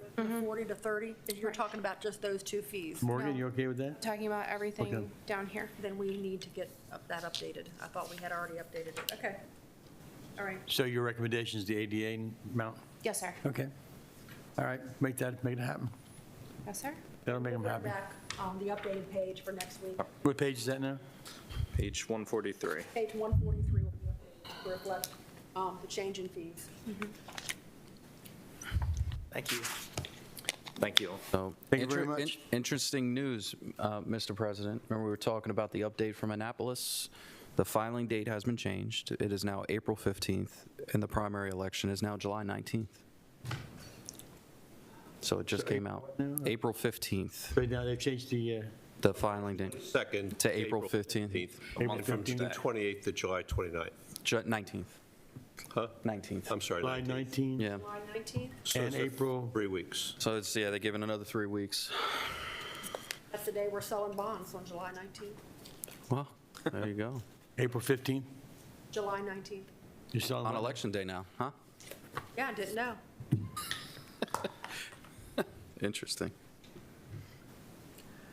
All right, Commissioners, I think we've got enough information and direction, and we appreciate it. And like I said, we'll do nonprofits, we'll do agencies. We'll, whatever we needed to finish up on the enterprise funds, we'll bring those back, and our final balancing. Good, good. Making Any other progress. questions, Commissioners? Anything else for Jeanette? Oh, thank you. Good job. Good job. Very good. Good job. Thank you very much. Thank you. Thank you very much. Go find Art with his cherry blossom pink jacket.